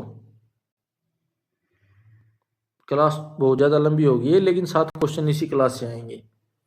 अब देखो कैम कोरोस्पेंडेंस का मतलब क्या होता है। Camp correspondence means letters and other article addressed with camp or other prescribed address without naming any post town intended for I officer on tours. यानी कैंप पंत्राचार उन पत्रों और लेखों को कहते हैं जिन पर कैंप या निर्धारित पता लिखा होता है लेकिन किसी पोस्ट टाउन का नाम नहीं लिखा नहीं होता, और जो दौरे पर गए उच्च अधिकारियों के लिए भेजे जाते हैं। तो कैंप कोरोस्पेंडेंस जैसे कुछ ऐसे अधिकारियों को भेजे जाते हैं जिनका कोई फिक्स पता नहीं होता, वो कहीं पर दौरे पे भी जाते हैं लेकिन वो उस अधिकारी के नाम ही लेटर होता है। जैसे फॉर एग्जांपल हमारे पीएम है, तो पीएम का कोई पीएमओ को कोई लेटर लिखा है, पीएमओ कोई अधिकारी है, तो हो सकता है वो किसी दौरे पे भी हो। नेक्स्ट क्या होता है 56 M late letters and too late letters का मतलब क्या होता है। Late letters are letters presented at the post office mail office window or posted in a mail office letterbox after the prescribed closing time, but within the interval allowed for posting such letters with the late fees in addition to postage। यानी कि late letters वह पत्र होते हैं जिनको डाकघर mail office की खिड़की पर बंद होने के समय के बाद लेकिन लेट फीस के साथ जमा करने के निर्धारित समय के भीतर पोस्ट किया जाता है। लेट लेटर्स कौन से लेटर्स होंगे, वो लेटर्स होंगे जिनको खिड़की विंडो बंद होने के बाद मेल ऑफिस की या फिर ऑफिस बंद होने के बाद पोस्ट किया जाता है, लेकिन उनका कुछ टाइम होता है जिनको लेट फीस के साथ जमा किया जाता है, जो हमने पढ़ा था pre payment of postage stamps के अंदर। जिसने वो क्लास नहीं की वो दोबारा से देख सकता है। तो उनको क्या बोलेंगे, late article. Too late article कौन से होंगे, अब देखो too late letters are the posted in the same interval but without full payment of postage and late fee. Too late letters वे होते हैं जिनको समय अवधि में पोस्ट किया जाता है लेकिन उनका पूरा डाक शुल्क और लेट फीस नहीं लगती। This are stamped detained late fee not paid and keep till the next dispatch. ऐसे पत्रों पर detained late fee not paid की मोहर लगाई जाती है और उन्हें अगली प्रशेषण तक रोक कर रखा जाता है। जो टू लेट हो जाते हैं उनको जब अगली बार डाक बेचेंगे तो उस डाक में बेचनी होती है। अब देखो एक हमारा होता है missent and misdirected articles. गलत भेजे गए और गलत निर्देशित लेख कौन से होते हैं? A missent article is article wrongly forward to an office other than its correct destination or by a route other than the prescribed one। गलत भेजा गया मिस सेंट लेख वह लेख होता है जो गलती से किसी अन्य कार्यालय में भेज दिया गया हो या निर्धारित मार्ग के स्थान पर किसी अन्य मार्ग पर भेज दिया हो।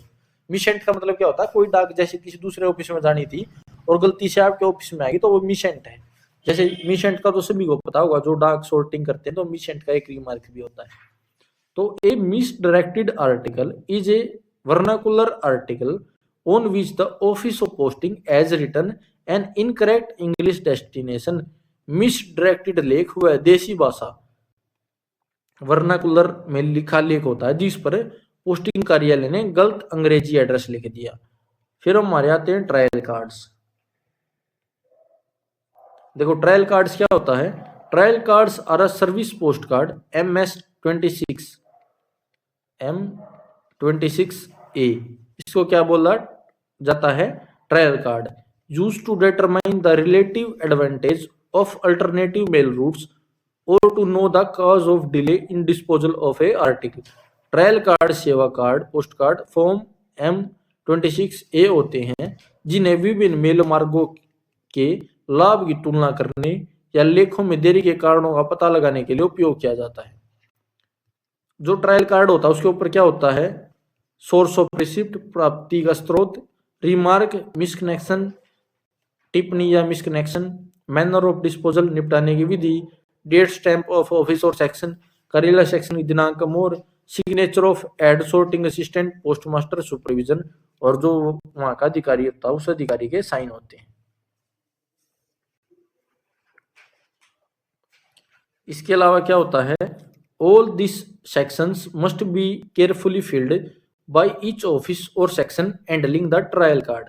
इन सभी कॉलमों को प्रत्येक कार्यालय सेक्शन कार्ड द्वारा कार्ड संभालते समय सावधानी पूर्ण भरा जाना चाहिए। एट द डेस्टिनेशन गंतव्य के स्थान पर the postmaster must note the date. Postmaster उस मेल की तिथि और समय दर्ज करेगा bill conveying card and also date and time of delivery. जो कार्ड लेकर पहुंचता था कार्ड की डिलीवरी का समय भी उस कार्ड पर लिखेगा before returning it to the service cover of the issuing officer. तो रिटर्न करने से पहले उसके ऊपर टाइम वगैरह वो क्या करेगा? लिखेगा। इसके साथ ही ये तो हो गया पूरा। अब मैंने कुछ बंडल्स या बैग छोड़ दिए थे, अब मैं दोबारा उनको कराऊंगा। एक सेकंड रुको। अब देखो इनको कंप्लीट ही कर लेते हैं। पार्सल बैग्स के अंदर देखो क्या है। अरे अरे अरे कहाँ जाएगा मुन्ना, ऐसे नहीं भागते। अब देखो पार्सल बैग क्या होता है हमारा। पार्सल बैग में साधारण रजिस्टर्ड पार्सल, वीपी पार्सल और बीमाकृत बैग शामिल होते हैं। तो जो पार्सल बैग वो क्या कंटेन करता है? Ordinary registered parcel, VP parcel और इंश्योर्ड बैग्स। ठीक है। It also contain a parcel list where all registered parcel mail article are entered in detail. इसमें एक पार्सल सूची भी शामिल होती है जिसमें सभी रजिस्टर्ड पार्सल लेखों का विस्तृत विवरण दर्ज होता है। Parcel bags are not due bags. Parcel bag होते हैं, ड्यू बैग नहीं होते। एंड व्हेन डिस्पैच, और जब इनको भेजे जाता है, they are treated as unusual mails. तो उनको असामान्य मेल माना जाता है। यहाँ तक सभी को क्लियर? फिर आता है इंश्योर्ड बैग। इंश्योर्ड बैग क्या होता है? Insured bag is meant to provide additional security to insured article including insured VP articles. बीमाकृत लेख का उद्देश्य है बीमाकृत पार्सल, बीमाकृत वीपी पार्सल सहित को अतिरिक्त सुरक्षा देने के लिए बनाए जाते हैं। तो इंश्योर्ड बैग किसके लिए बनाए जाते हैं? जो भी इंश्योर्ड आर्टिकल होते हैं उनको एक्स्ट्रा सिक्योरिटी के लिए। Insured bag are neither due nor unusual bag. बीमाकृत बैग न तो ड्यू बैग होते हैं और ना ही अनयूजुअल बैग होते हैं। They do not contain any list as their content are entered in parcel list. इनकी कोई अलग से सूची नहीं होती क्योंकि इनकी सूची जो होती है पार्सल सूची में दर्ज होती है। An insured bag is never dispatched loose. It is always enclosed inside a parcel bag or mail bag. बीमाकृत बैग कभी भी अकेला लूज नहीं भेजा जाता और हमेशा पार्सल बैग या बैग मेल बैग के अंदर इसको रखकर भेजा जाता है। थोड़ा सा और ऊपर चलते हैं। अब देखो, registered packet bag. Registered packet bag क्या होता है? A registered packet bags contain AV registered packets and registered list. तो इसके अंदर क्या होता है? रजिस्टर्ड बैग के अंदर 12 रजिस्टर्ड पैकेट होते हैं और एक रजिस्टर्ड लिस्ट होती है। Registered packet bags are prescribed when justified and treated as due mail. Registered packet bag उचित कारण होने पर निर्धारित किए जाते हैं तथा इसे ड्यू मेल माना जाता है। They are entered in a mail list under the mail bag column with the remark RP. इन्हें केवल मेल सूची में मेल बैग वाले कॉलम में आरपी टिप्पणी के साथ रजिस्टर्ड पैकेट को आरपी के साथ डिनोट कर लिखा जाता है। When prescribed they must be closed even if there are no registered packets. यह बैग निर्धारित किया गया है और तो रजिस्टर्ड पैकेट हो या ना हो इसे बंद करना अनिवार्य है। जब यह बैग निर्धारित किया गया तो रजिस्टर्ड पैकेट हो या ना हो इसे बंद किया जाएगा। ठीक है। सच बैग्स में ऑल्सो बी क्लोज्ड व्हेन, बल्कि registered packets can not be placed inside the registered bag. यदि किसी कार्यालय के लिए बाहरी रजिस्टर्ड पैकेट बैग में फिट ना हो तो ऐसे मामलों में रजिस्टर्ड पैकेट बंद किया जा सकता है। फिर हो गया पैकेट बैग। पैकेट बैग क्या होता है? देखो, bags return empty to UBO, DBO, CBO, PO or sacks containing such bags are treated as packet bag. UBO, DBO, CBO को खाली लौटाए गए बैग या ऐसे बैगों वाले बोरे को पैकेट बैग कहा जाता है। ठीक है। Packet bags are not due bags and when dispatched are treated as unusual bag. Packet bag due bag नहीं होते तथा बेच जाने पर असामान्य मेल माने जाते हैं। फिर आता हमारा ट्रांजिट बैग। ट्रांजिट बैग क्या होता है हमारा? A transit bag is used to enclose several bags sent to the same office और section, providing protection and reducing multiple handling into one. Transit bag का उपयोग उन बैगों को एक साथ रखने के लिए किया जाता है जो एक ही कार्यालय या सेक्शन के लिए भेजे जाते हैं, जिससे सुरक्षा बढ़ती है और कई बैगों को एक स्थान पर केवल एक बैग का निपटारा करना पड़ता है। जैसे packet bag, registered packet bag, mail bag, उनको सभी को एक बैग में डाल दिया अगर वो एक जगह पे जाने हैं ताकि 3-3 बैग ना संभालने पड़े, तो उस बैग को क्या बोलेंगे? Transit bag. ये transit bag must contain a mail list. जो ट्रांजिट बैग होता है उसके अंदर एक मेल लिस्ट होनी जरूरी है। ट्रांजिट बैग ड्यू बैग होते हैं। और फिर आता हमारा अकाउंट बैग। अकाउंट बैग क्या होता है? An account bag is used between a sub office and its head office to enclose cash bags, article, document, connection with document, correspondence note. ठीक है। ये इतना करवा दिया, यहाँ तक आप पढ़ लेना। ये मैंने करवा दिया है कंप्लीट। कैश बैग मैंने करवा दिया था, आपको बता दिया था। रहता ब्रांच ऑफिस बैग। तो क्या होता है? A branch office bag is used between a branch office and its account office to enclose cash bag and all exchange article document etc। यानी कि ब्रांच ऑफिस बैग का उपयोग ब्रांच ऑफिस और इसके अकाउंट ऑफिस के बीच cash bag तथा अन्य लेखों के भुगतान के लिए किया जाता है। This may not be sent और लूज और एनक्लोज इनसाइड मेल बैग। इसे बैग खुले या मेल बैग में रखकर भेजा जा सकता है। Branch office bags are due bags. Branch office bag कौन से बैग होते हैं? ड्यू बैग होते हैं। इसी के साथ इस क्लास को करता हूं मैं यहाँ पे खत्म और आपसे गुजारिश करता हूं कि आप इसको अच्छे से पढ़ेंगे। इसमें से 7 क्वेश्चन फिक्स है और मैं उम्मीद करता हूं मेरी ये क्लास आपके पेपर के लिए बहुत लाभदायक साबित हो। जिसको ये पीडीएफ चाहिए वो हमारा पेड कोर्स ज्वाइन कर सकता है। Till then bye, love you all, मिलते हैं नेक्स्ट वीडियो।